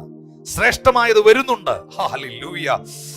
വീഞ്ഞ് കുറവായിരിക്കുമ്പോൾ, അവിടെ തീർന്നുപോയ അവസ്ഥയിൽ നിൽക്കുമ്പോൾ, എല്ലാം കഴിഞ്ഞു, നിന്ദിക്കപ്പെടാൻ പോവുകയാണ്, ആൾക്കാർ ചോദ്യം ചെയ്യപ്പെടാൻ പോവുകയാണ് എന്നൊക്കെ ചിന്തിക്കുന്ന സാഹചര്യത്തിൽ ഇതാ നിന്റെ അനുഗ്രഹം, നിന്റെ നന്മ ഓൺ ദി വേ ആണ്. അത് വന്നുകൊണ്ടിരിക്കുകയാണ്. ശുശ്രൂഷകർ അത് കൊണ്ടുവന്നുകൊണ്ടിരിക്കുകയാണ്. നീ ചിന്തിക്കാത്ത സമയങ്ങളിൽ കിണറ്റുകരകളിൽ രൂപാന്തരങ്ങൾ നടന്നുകൊണ്ടിരിക്കുകയാണ്. നസ്രയന്റെ കരങ്ങൾ അതിൽ വെളിപ്പെട്ടുകൊണ്ടിരിക്കുകയാണ്. വെയിറ്റ്, കാത്തു നിൽക്ക. ഇളപ്പമാർന്നതിന്റെ നടുവിലും, ഇല്ലെന്ന് പറഞ്ഞതിന്റെ നടുവിലും, തീർന്നു പോയതിന്റെ നടുവിലും ഒന്ന് വെയിറ്റ് ചെയ്യ് സിസ്റ്ററെ, ബ്രദറെ, ഒന്ന് വെയിറ്റ് ചെയ്യ്. ശ്രേഷ്ഠമായത് വരുന്നുണ്ട്, ശ്രേഷ്ഠമായത് വരുന്നുണ്ട്. നിന്നെ തേടി ശ്രേഷ്ഠമായത് വരുന്നുണ്ട്. മണവാളന് മഹത്വകരമായ നിലയിൽ ശ്രേഷ്ഠമായത് വരുന്നുണ്ട്. ഇന്ന് ഈ സന്ദേശത്തിന്റെ നടുവിൽ നമുക്ക് നമ്മുടെ കർത്താവിനോട് പറയാം, സെബുലൻ ദേശവും നഫ്താലി ദേശവും യോർദാനക്കരയുള്ള നാടും ജാതികളുടെ പട്ടണമായ ഗലീലയും കണ്ട ആ വലിയ വെളിച്ചം എന്നിൽ വസിക്കട്ടെ, എന്റെ കുടുംബത്തിൽ വസിക്കട്ടെ, എന്റെ ദേശത്തിൽ വസിക്കട്ടെ. കർത്താവേ, എന്നെ പൂർണ്ണമായും അവിടുത്തെ കരങ്ങളിലേക്ക് നൽകി തരികയാണ്, സമ്പൂർണമായും എന്നെ സമർപ്പിക്കുകയാണ്. മറിയം ആ വിഷയം അങ്ങയ്ക്ക് കൈമാറിയതുപോലെ ആ വിധവയായ സ്ത്രീയുടെ മടിയിൽ നിന്ന് നിർജ്ജീവമായ ശരീരത്തെ, ചലനമറ്റ കുഞ്ഞിനെ എടുത്തുകൊണ്ട് പ്രവാചകൻ മാളിക മുറിയിൽ, പ്രാർത്ഥനാ മുറിയിൽ കയറിപ്പോയി ദൈവസന്നിധിയിൽ കൊടുത്തതുപോലെ എന്റെ ഹൃദയത്തിന്റെ ഭാരങ്ങളെ, എന്റെ വിഷയങ്ങളെ എന്റെ കർത്താവിന് ഞാൻ കൈമാറുകയാണ്. എത്ര പേർ പ്രാർത്ഥിക്കാൻ തുടങ്ങും? എന്റെ തലമുറകളുടെ വിഷയം, എന്റെ ജ്യേഷ്ഠത്തിന്റെ വിഷയം, എന്റെ അവസ്ഥകൾ ഞാൻ എന്റെ കർത്താവിന് കൈമാറുകയാണ്. ഓ ഹല്ലേലൂയ! അതിനെ തുറന്ന് പ്രാർത്ഥിച്ചേ. ആദിങ്കൽ കൈപ്പാകിലും അന്ത്യമോ മധുരമത്രേ, ആദിങ്കൽ കൈപ്പാകിലും അന്ത്യമോ മധുരമത്രേ, പരപരമേശ വരമരുളീശ നീയത്രേ എൻ രക്ഷാസ്ഥാനം. നിന്നെ കാണും ജനങ്ങൾക്ക് പിന്നെ ദുഃഖമൊന്നുമില്ല, നിന്നെ കാണും ജനങ്ങൾക്ക് പിന്നെ ദുഃഖമൊന്നുമില്ല, പരപരമേശ വരമരുളീശ നീയത്രേ എൻ രക്ഷാസ്ഥാനം. വരമരുളീശ പരപരമേശ നീയത്രേ എൻ രക്ഷാസ്ഥാനം. നിന്റെ എല്ലാ നടത്തിപ്പും എന്റെ ഭാഗ്യ നിറവല്ലോ, നിന്റെ എല്ലാ നടത്തിപ്പും എന്റെ ഭാഗ്യ നിറവല്ലോ, പരപരമേശ വരമരുളീശ നീയത്രേ എൻ രക്ഷാസ്ഥാനം. സന്ധിയിങ്കൽ വിലാപവും സന്തോഷമുഷസിങ്കലും, സന്ധിയിങ്കൽ വിലാപവും സന്തോഷമുഷസിങ്കലും, വരമരുളീശ പരപരമേശ നീയത്രേ എൻ രക്ഷാസ്ഥാനം. ഈ സമയം കർത്താവിന്റെ കരങ്ങളിലേക്ക് കൊടുത്തേ. വെളിച്ചമാകുന്ന ക്രിസ്തു നിങ്ങളുടെ ഹൃദയങ്ങളിലേക്ക് വരട്ടെ, നിങ്ങളുടെ ജീവിതങ്ങളിലേക്ക് വരട്ടെ. എല്ലാ ഇരുളുകളും മാറിപ്പോകട്ടെ. ഇരുട്ടിന്റെ നിഷ്ഫല പ്രവർത്തികളെ ഇന്ന് പകലൊന്ന് ശാസിച്ചേ. ഇരുട്ടിന്റെ പ്രവൃത്തിയാണ് എന്റെ അവിശ്വാസം, ദൈവത്തെ ചോദ്യം ചെയ്യുന്ന എന്റെ മനോഭാവം, അവിശ്വസിക്കുന്ന എന്റെ ദുഷ്ടഹൃദയം, പാപം ചെയ്യുവാനുള്ള എന്റെ പ്രേരണ, തിന്മയിലേക്ക് പോകുന്ന എന്റെ അനുഭവങ്ങൾ, ഇതെല്ലാം ഇരുട്ടിന്റെ നിഷ്ഫല പ്രവൃത്തികൾ. അതിനെ ശാസിക്കുമ്പോൾ വെളിച്ചത്തെ കുറിച്ചുള്ള ബോധ്യം നിങ്ങൾക്കുണ്ടാകും. പ്രാർത്ഥിച്ചേ കർത്താവിനോട്, ദൈവകരങ്ങളിലേക്കൊന്ന് ഏൽപ്പിച്ചു കൊടുത്ത്. ഏത് മനുഷ്യനെയും പ്രകാശിപ്പിക്കുന്ന സത്യ വെളിച്ചമാകുന്ന ക്രിസ്തു നിങ്ങൾ വരട്ടെ. യെശയ്യാ 60 എഴുതിയിരിക്കുന്നത് പോലെ എഴുന്നേറ്റ് പ്രകാശിക്കാം. നിന്റെ പ്രകാശം വന്നിരിക്കുന്നു. അന്ധകാര ഭൂമിയെയും കുരുരുട്ടി ജാതികളെ മൂടുമ്പോൾ നിന്റെ മേലോ യഹോവ പ്രകാശിക്കുന്നു. അതരങ്ങൾ തുറന്ന് ദൈവത്തോട് പ്രാർത്ഥിക്കാൻ തുടങ്ങി. ഓ ഹല്ലേലൂയ, ഹല്ലേലൂയ. எனக்காய் மரித்தீரே, உமக்காய் வாழ்வேனே, மன்னியும் என்றீரே, மறந்தேன் என்றீரே, உம்மை நேசிக்கிறேன், உம்மை நேசிக்கிறேன், உம்மை நேசிக்கிறேன், உம்மை நேசிக்கிறேன், உம்மை நேசிக்கிறேன் அப்பா, உம்மை நேசிக்கிறேன், உம்மை நேசிக்கிறேன், உம்மை நேசிக்கிறேன். என் ஜீவன் நீர்தானே, என் துதியும் நீர்தானே, എൻ ജീവൻ നീർത്താനേ, എൻ തുതിയും നീർത്താനേ. எனக்காய் மறுத்தீரே, உமக்காய் வாழ்வேனே. மன்னியும் என் தீரே, மறந்தேன் என்றீரே. உமனை சிக்கிறே, உமனை சிக்கிறே, உமனை சிக்கிறே, உமனை சிக்கிறே, உமனை சிக்கிறே. என் தாயும் நீயே, உமனை சிக்கிறே. என் தகப்பன் நீயே, உமனை சிக்கிறே. என் நண்பன் நீயே, உமனை சிக்கிறே. என் ஜீவன் நீதானே, என் துதியும் நீதானே. என் ஜீவன் நீதானே, என் துதியும் நீதானே. எனக்காய் மறுத்தீரே, உமக்காய் வாழ்வேனே. என்னையும் என் தீரே, മറന്നേൻ എന്നീരേ. ഉമ്മ നേസിக்கிறേ, അങ്ങയെ സ്നേഹിക്കുന്ന കർത്താവേ. ഉമ്മ നേസിக்கிறേ, ആരാധിക്കുന്ന കർത്താവേ. ഉമ്മ നേസിக்கிறേ, അങ്ങയെ മഹത്വപ്പെടുത്തുന്ന കർത്താവേ. ഉമ്മ നേസിக்கிறേ. നിന്നെ കാണും ജനങ്ങൾക്ക് പിന്നെ ദുഃഖമൊന്നുമില്ല. നിന്നെ കാണും ജനങ്ങൾക്ക് പിന്നെ ദുഃഖമൊന്നുമില്ല. പരപരമേശ പരമരുളീശ, നീയത്രേ രക്ഷാസ്ഥാനം. ഹല്ലേലൂയ. പരപരമേശ പരമരുളീശ, നീയത്രേ രക്ഷാസ്ഥാനം. ആദിയിൽ കൈപ്പാകിയിൽ അന്ത്യമോ മധുരമത്രേ. ആദിയിൽ കൈപ്പാകിയിൽ അന്ത്യമോ മധുരമത്രേ. പരപരമേശ പരമരുളീശ, നീയത്രേ രക്ഷാസ്ഥാനം. പരപരമേശ പരമരുളീശ, നീയത്രേ രക്ഷാസ്ഥാനം. പരപരമേശ പരമരുളീശ, നീയത്രേ രക്ഷാസ്ഥാനം. ഒരു വലിയ ട്രാൻസ്ഫോർമേഷൻ എന്റെ ജീവിതത്തിൽ സംഭവിക്കട്ടെ കർത്താവേ. പരിശുദ്ധാത്മാവ് ഈ ജനത്തോട് അറിയിച്ചത് അവരുടെ ജീവിതത്തിൽ സ്വർഗം നിറവേറ്റട്ടെ.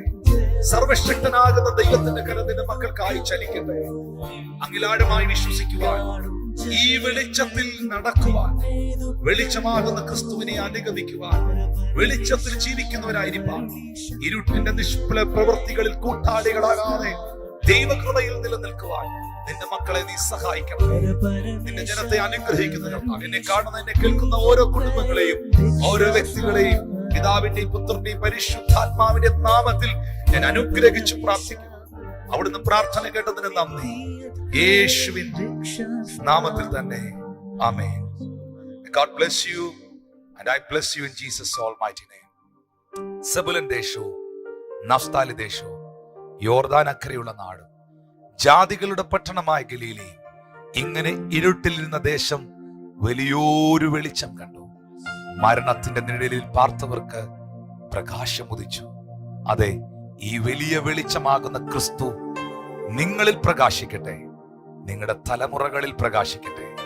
നിങ്ങളുടെ ജീവിതത്തിൽ നിന്ന് മറ്റുള്ളവർ ഈ വെളിച്ചമാകുന്ന ക്രിസ്തുവിനെ കാണട്ടെ, അനുഭവിക്കട്ടെ. അവരുടെയും ഇരുളടഞ്ഞ ജീവിതം അവസാനിച്ചുകൊണ്ട് അവരും ഈ ക്രിസ്തുവാകുന്ന വെളിച്ചത്തിൽ നടക്കുന്നവരാകട്ടെ. God bless you today.